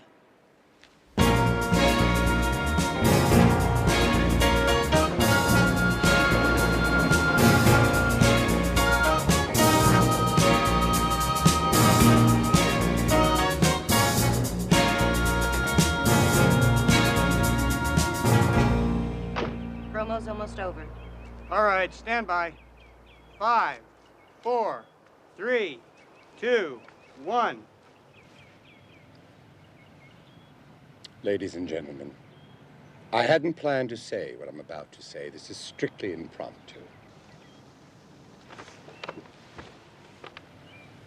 In closing, during this first show without my dear friend and partner, Roger Marsden, leaves me feeling like a chocolate without the mousse. crepe without Suzette, Vichy without the Soise. It's lonely here without Roger. We shall do our best to carry on in the high standards you set for all of us. Until we meet in that great restaurant in the sky. Good night and bon appetit. Roger. And cut. That's a wrap. We're in the wrong location, boys. Don't you touch that, you cretin. Can't you see I'm famished? I'm going to finish every last tender morsel. Maybe you should come back later. Mr. Goodfellow hates to be disturbed while he's eating. It has to do with the, digestive juices or something. Well, I wouldn't worry about it too much, miss. I don't think there's much I could say to him that's going to put him off his feed. Excuse me. I have to finish typing Goody's newspaper column. Right, listen, could I ask you a question? All right. Okay, is it Roger Marsden and yourself? Now, how did you two get along? My typing. I really have to get back to it. Yeah, but... Oh, Miss Riley. Miss Riley, excuse me. My name's Matt Houston. Of course it is. Bernie, get the lead out. We've got a flower show to cover. Listen, I wondered if I might ask you a couple questions about your late husband and how he died. Not soon enough, that's how. Should have happened years ago. Excuse me, please. But I really did, Kate's busy. She hasn't time for you now. Listen, partner, maybe your owner ought to tell you about the new leash law. Now, why don't you take your hand off my shoulder?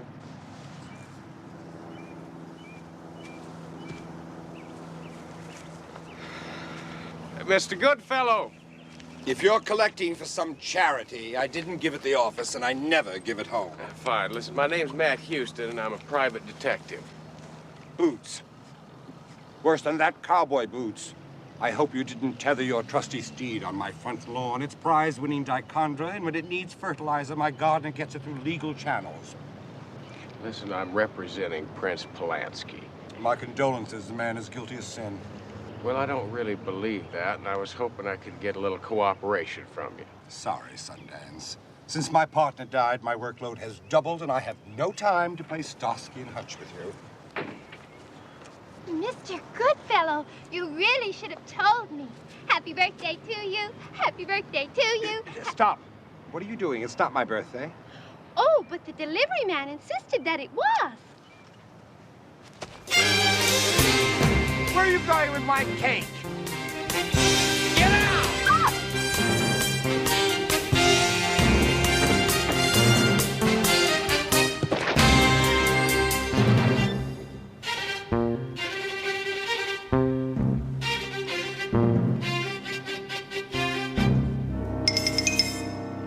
You ruined my birthday cake! Well, I thought it was a bomb. I mean, you're the one that told me it wasn't your birthday. Well, it isn't, but I love birthday cake, especially the frosting. I wonder who sent it. Oh, this came with it. Oh, may I? Thank you. If you like Marsden gelatin, you're gonna love Goodfellow Under Glass. It's unsigned. Appears to be a death threat, Mr. Goodfellow. It's ridiculous. It's just a silly prank. Don't you think? Well, I suppose it could. Perhaps I will cooperate with you in exchange for protection. You got it. All the protection you need if you tell me everything you know.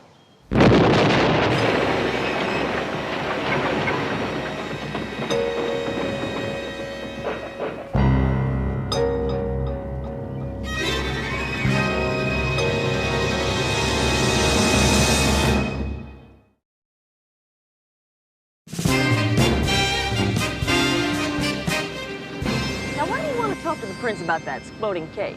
Well, because I had a taste of what was left of it, and there's only one person I know of who uses burnt almond mandalay in his cakes, and he's it. He's famous for it. Mandalay like in Burma? Yeah. Yeah, see, it's very rare, very expensive, and hard to come by. We used to go crazy over it when we were kids. Well, Houston, if he's famous for it, whoever's trying to make the prince look guilty would be sure to use burnt almond mandalay, too. Yeah, well, that's what I thought, but I'll tell you something else. That Kate Riley sure got away from me in a hurry a while back. For that matter, J. Hamilton Goodfellow could have sent it himself.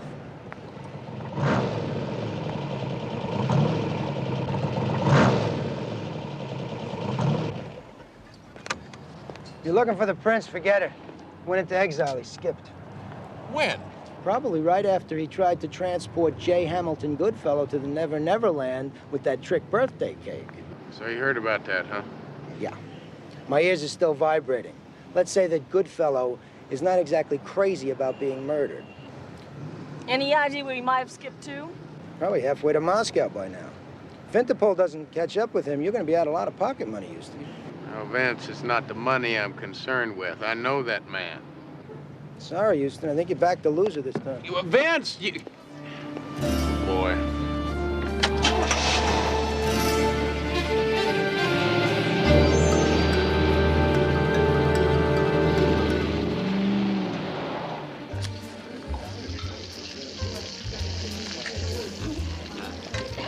I wish all of my customers were so discerning of taste. And so beautiful. Thank you, Pierre.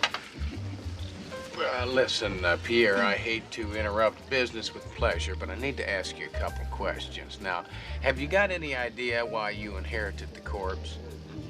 None whatsoever. That kind of publicity I don't need.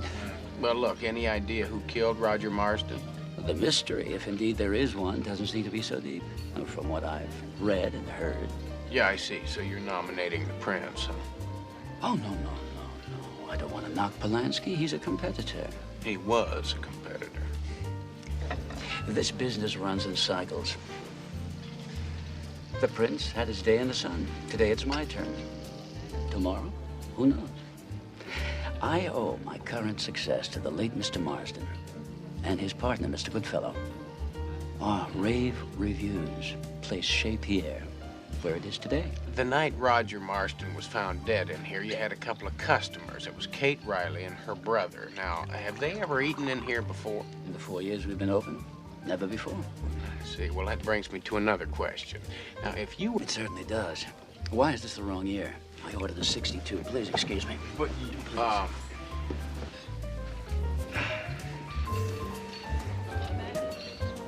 Something's bothering you.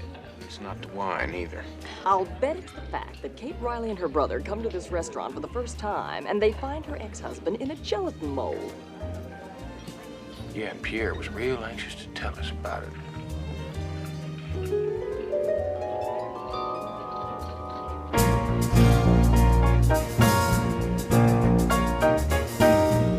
Now, I suggest you first start with the kiwi tarts. Marvelous. Then go to the apricot tarts. Then try the orange cake. Graduate to the chocolate cake. Go to the berries and that wonderful pyramid of puffs. And then wine cake. And then, oh, look at that number over there. As a matter of fact, you can have anything you want. Have anything on the table, except the candles, of course.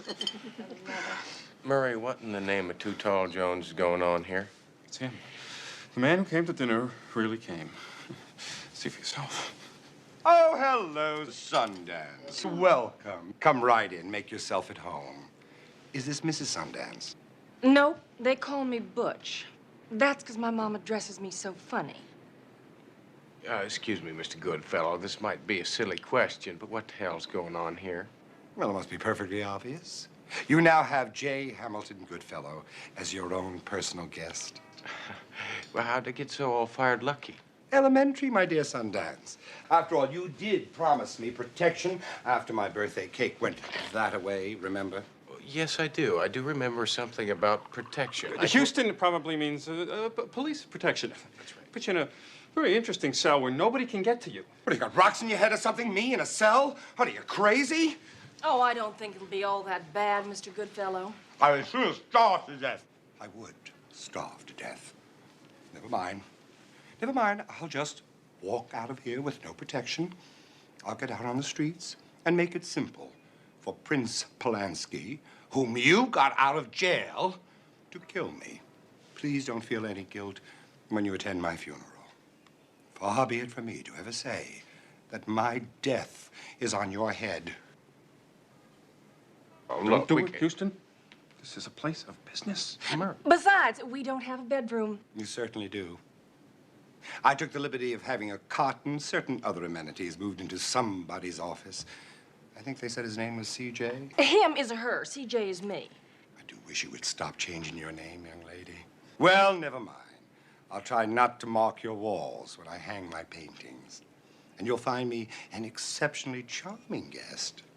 You'll love me. Trust me. Well, it's time for my beauty rest. Come along, darling. Time for our beauty rest. Ta.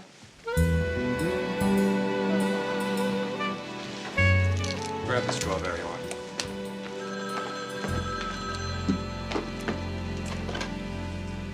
Houston, for you?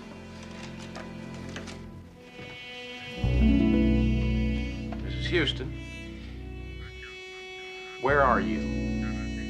Will you stay put until I get there, all right? There's the prince. He wants to see me alone.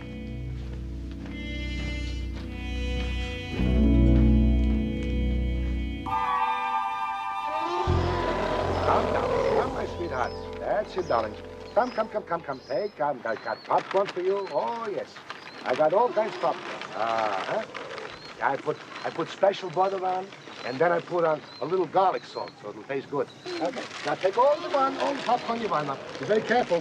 I got a lot of butter on there and garlic salt, so don't bleed on each other. All right? Go ahead. Have fun. Oh, Matlick, I'm glad you came. Well, I had to protect my investment, now, didn't I? Oh, look, the bail money, I'll pay you back. No, not the bail money. My investment in an old friend, Prince. Why'd you skip out? Well, it's obvious, no? Huh? That Commissar Novelli, he's got an ironclad case against me, huh? Yeah, now it's very ironclad. I mean, with that stupid cake bet, not to mention the card. I just thought maybe I'd smoke him out, you know? Well, what was the cake supposed to do? Blow him out? Look, I didn't know what I was doing. Anyway, what's the difference? I mean, you were there, a great detective like you knew what to do right away. And besides, there was no danger, no? Danger? No danger? You didn't see that shed go up. Now, Novelli is going to consider this attempted murder. Oh, no. Look, not like I was just trying to help, that's all. That's fine, Prince. Now, would you do me a favor? Just tell me why you went after Goodfellow. I mean, do you really think he killed Marston? I don't know what I think. I'm confused. I'm scared. I'm scared, Matt. You and me have been friends for an awful long time, you know? Now, you got to trust me a little bit now. We'll get this thing worked out. Now, you got to give me 1 hour with Novelli so I can sell him on the truth. Now, you meet us at Mama Novelli's restaurant, all right? Huh?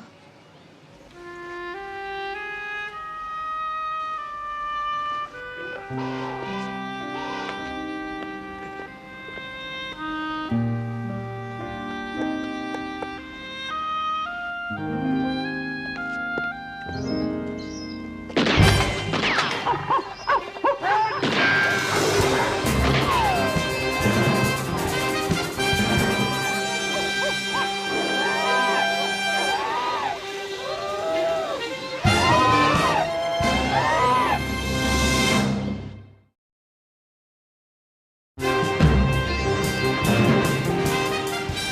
Wasn't him shooting at you, who was it? If Polanski walks in here, I've got to bust him. No, you don't have to bust him. You can help me set a trap. You see, then the real killer will step right into that trap. What if the prince walks into it? Oh, sta tranquilo, he won't. I give you my personal guarantee. I mean, you don't even know the prince. Sure I know him. Television, magazines, newspapers. He's a celebrity, and a macho celebrity.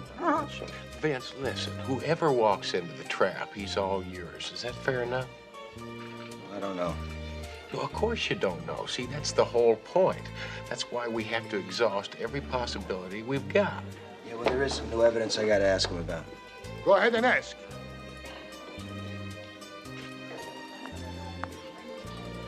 Saverio, welcome. Welcome to my humble restaurant, Your Royal Highness.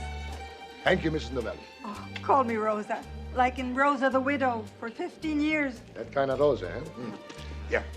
Listen, Prince, you remember the zoo, the shooting? What happened? I was looking for you. I ran, and somebody was shooting at me, and I didn't even turn around to look. I mean, I don't know who I'm running away from anymore. I mean, is it Marsden's murderers or the police? Or who am I? Everybody's running after me. I should read you your rights, but first I have to ask you a question. Go ahead, ask anything. 4 days before Marsden's death, you received a very large quantity of orange gelatin, enough to float McHale's Navy. Is that true? 8 cases. 8 cases orange gelatin. I didn't want it. I want to send it back, and the driver said, no, it's already prepaid. And that night, somebody came in and stole it. And you didn't file a police report? I thought it was a joke. I mean, 8 cases orange gelatin, what am I going to do with it? No, I didn't call the police. What for? Excuse me, Mr. Houston, there's a phone call for you. Guido, excuse me, please. Vincenzino, credilo. Listen to the prince. His Highness is an honest man. Thank you, Mrs. Miller.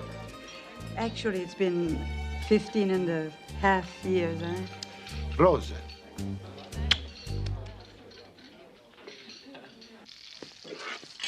Houston. Hello, CJ. Double indemnity? You got it. They may have been divorced, but Kate Riley stands to get $400,000 from Marsden's insurance. And maybe it's about time I catch up to that busy lady, huh? Come on, ladies, keep up the pace. We've only got 3 miles to go. Keep your knees up. I hope he's honking for me. Let's go. Let's burn off some calories. Miss Riley!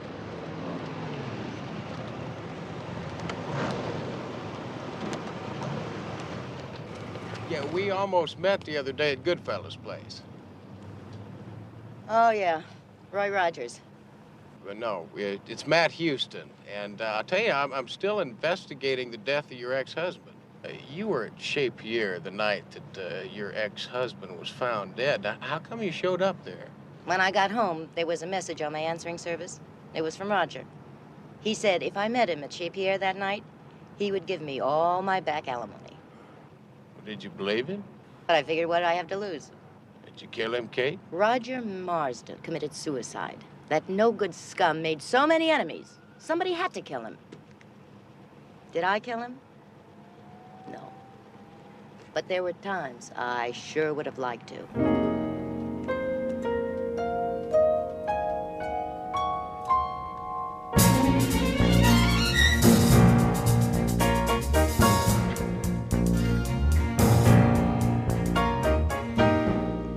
Bud Spellman, newsroom, please.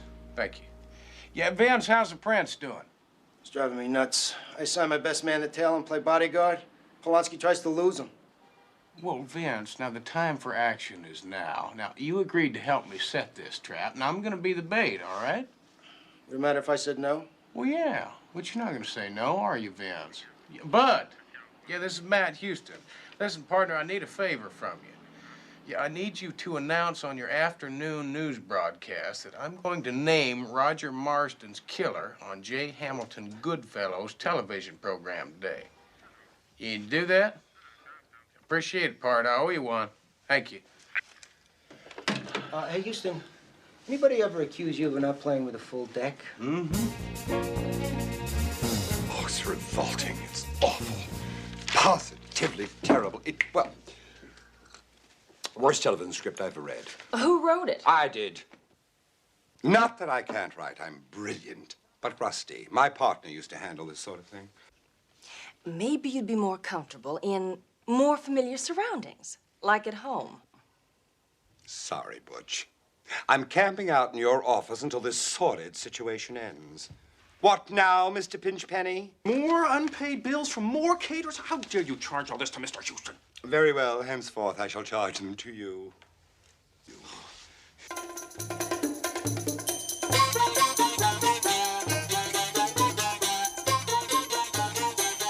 My battle.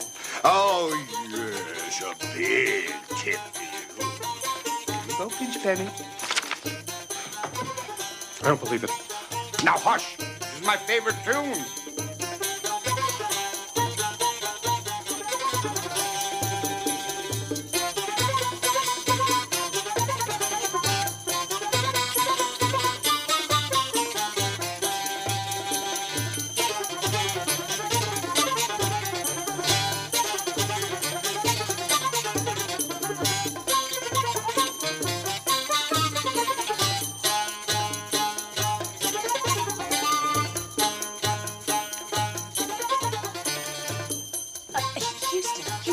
thought you were going to get him out of my office. Yeah, I'm working on it, CJ. I just haven't found a crane that'll reach the penthouse.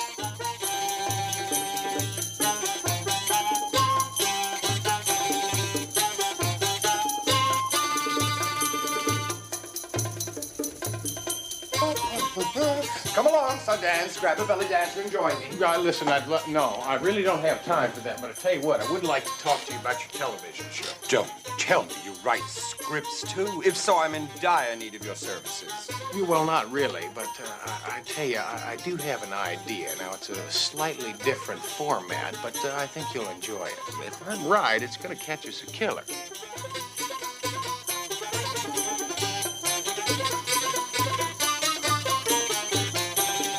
Okay, we'll open on a loose two-shot, then come in for a single on Goodfellow.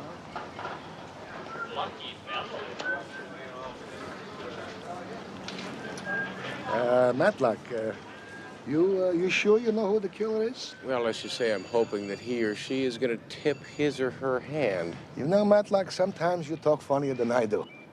At least I have a reason. I'm mad. You see him standing there so confident and cocky and sure of himself? You got to admit, Prince, he's got the #1 restaurant in town. I don't know why the critics, they turned against me. They ruined my restaurant. For what? I mean, they heaped all the praise on him. I mean, he couldn't have got better publicity if he paid for it. I mean it. Don't worry about it, Prince. We'll take care of him. Yeah. I'll see you at the restaurant today, all right? All right, bye-bye. Well, I really didn't expect to see you here, Pierre. Oh, why not? Roger was my best friend. When I heard you were going to reveal the killer, I wanted to be here. I hope I don't disappoint you. Hope you know what you're doing, Houston. I hope you know what you're doing, Novelli. I got more cops in the area than Take-Two Video's got technicians. Frankly, I think this whole charade is a complete exercise in futility. A little more curl. I mean, no self-respecting killer is going to murder anyone in broad daylight, knowing full well that this place will be crawling with fuzzies. Or you still call piggies? Looks like an apple in your mouth. How dare he? Mr. Houston, I hope you're a big hit on the show, telling the world who the killer is. We can use the ratings. As well as a competent producer, director. Quiet, Pac-Man. This is my domain.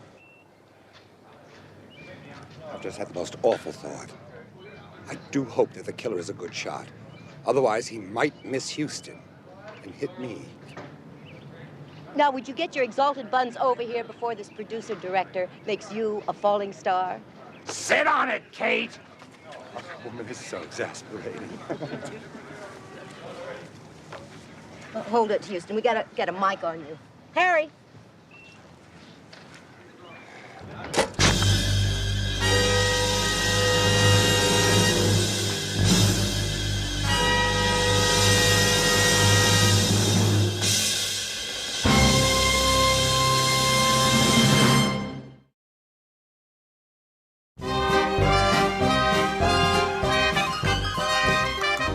Houston's plan to be the bait worked all right. Unfortunately, a knife showed up, but the fish didn't. So it was back to the drawing board, only we didn't have one. As a matter of fact, we didn't even have our fearless leader.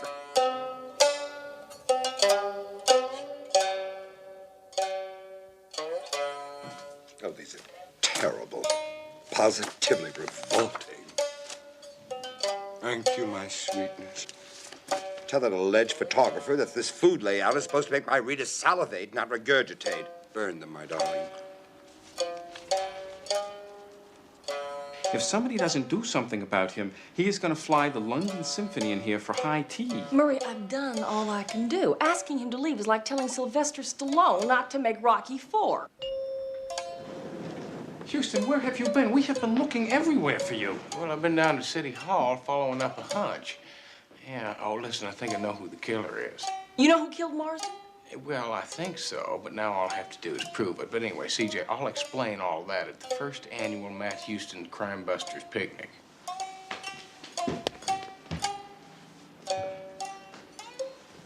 Well, Japanese, huh? Listen, Mr. Goodfellow, now, when are you gonna taste some of my food? You know, that down-home Texas chili with all those Mexican jalapenos floating around in the pot? Only when life becomes so unbearable will I be forced to commit Harry Carey. Nothing personal, Sundance. Actually, I wanted to thank you for your most generous hospitality. Oh, you forget it. I mean, it's nothing any ordinary Texas fool wouldn't do for a total stranger. Listen, I'll see you at the picnic, all right? Picnic? What picnic? Oh, boy, ladies, that looks good. Looks like you've done it again for me. Thank you. Excuse me, ladies and gentlemen. I'm going to hold up on dinner for just a few minutes because I figured we'd all enjoy the food a lot more when we find out who killed Roger Marston. Then you know the killer's identity? Yeah, well, I tell you, I figured we'd just sort of kick back and examine the facts, cover a little ground, and see what we come up with. Now, that brings us to number one, the good Prince Polanski, who our lieutenant, Lieutenant Novelli, has arrested for Marsden's murder. Now, the lieutenant and I have this problem. See, we really don't think that the Prince did it because I'll tell you something very honestly. If you're gonna kill somebody, you don't threaten them publicly. No, sir, you don't. And that brings us to number two, which happens to be Kate and Sam Riley. Now, they're both very good suspects with very good motives, but we can rule them out also. Airtight alibis.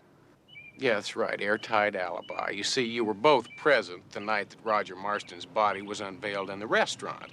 But we did discover that you'd just flown in from Detroit 2 hours earlier, so you really didn't have a chance to kill a man.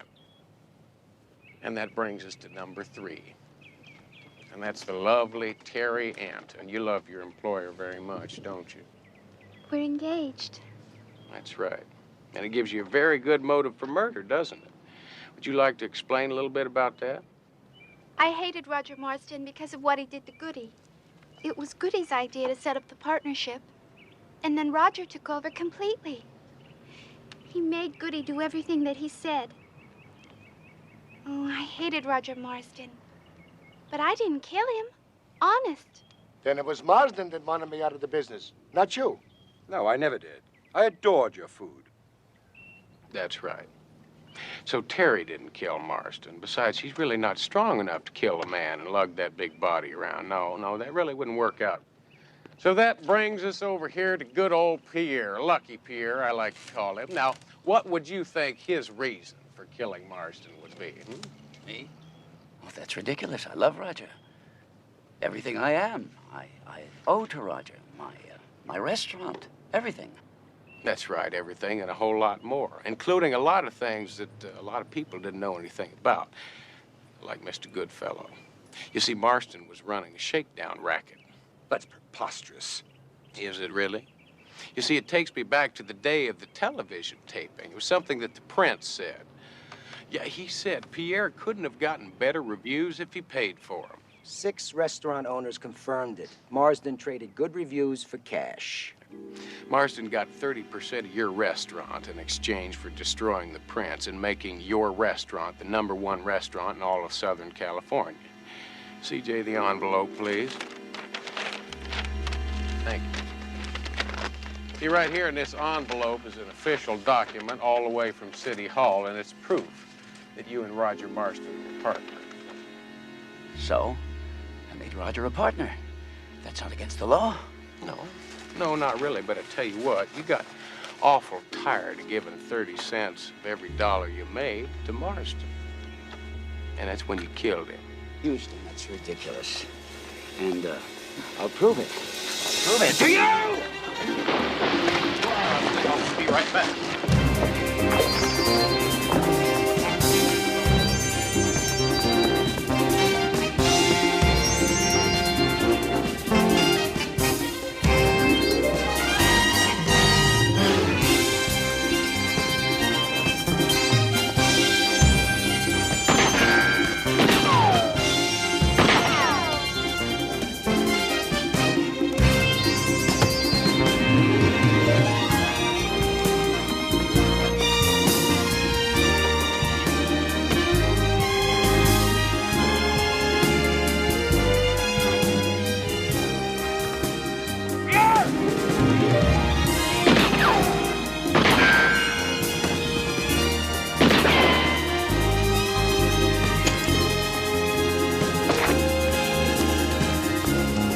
Do it, Bo. I'm warning you. If Houston should happen to catch Relax, you... Lamar. I done told you, Houston. Wait your march! You can't be running off like that! What is going on? I'll explain later, fellas. Don't lock the throttle!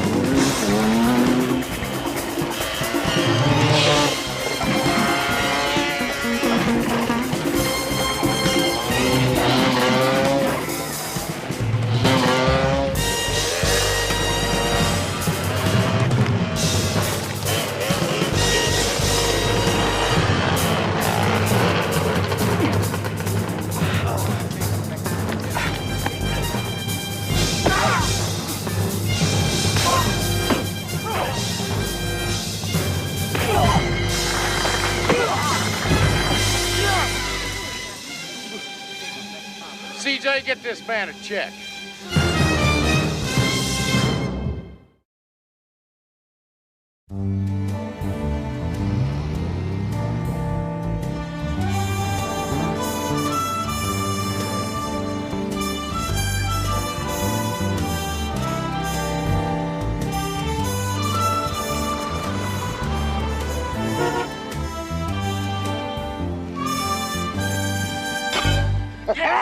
That's 3,612 to 3,606. Over here, boys. This tournament's still got 4 months to go. Well, I'll be. I thought a little refreshment might be nice on a hot, dusty day. Yeah, CJ, what is it? What is what? Well, now, I know you didn't drive all the way out here just to play Mrs. Santa Claus. Now, you got something on your mind. Why don't you tell me what it is? Well, as a matter of fact, Houston, now that you mention it, there is something digging at me. You knew deep down that the prince was innocent all along. How come? Well, I'll tell you, CJ, it's really quite simple now. Ever since I've been knee-high to a grasshopper, the prince has meant a whole lot to me and my family. Not only was he Daddy's favorite cook, he taught me a very important lesson in life, and that's the cowboy code. The cowboy code? Is that anything like the Dallas Cowboys? Wash your mouth out, girl. Don't you know nothing? Oh, that just goes to show how ignorant a college graduate can get. Save me, Houston. What is the cowboy code? Well, CJ, I think the prince found it in an old Western movie because, you see, that's what he thought America was all about at that point in time. It goes something like this.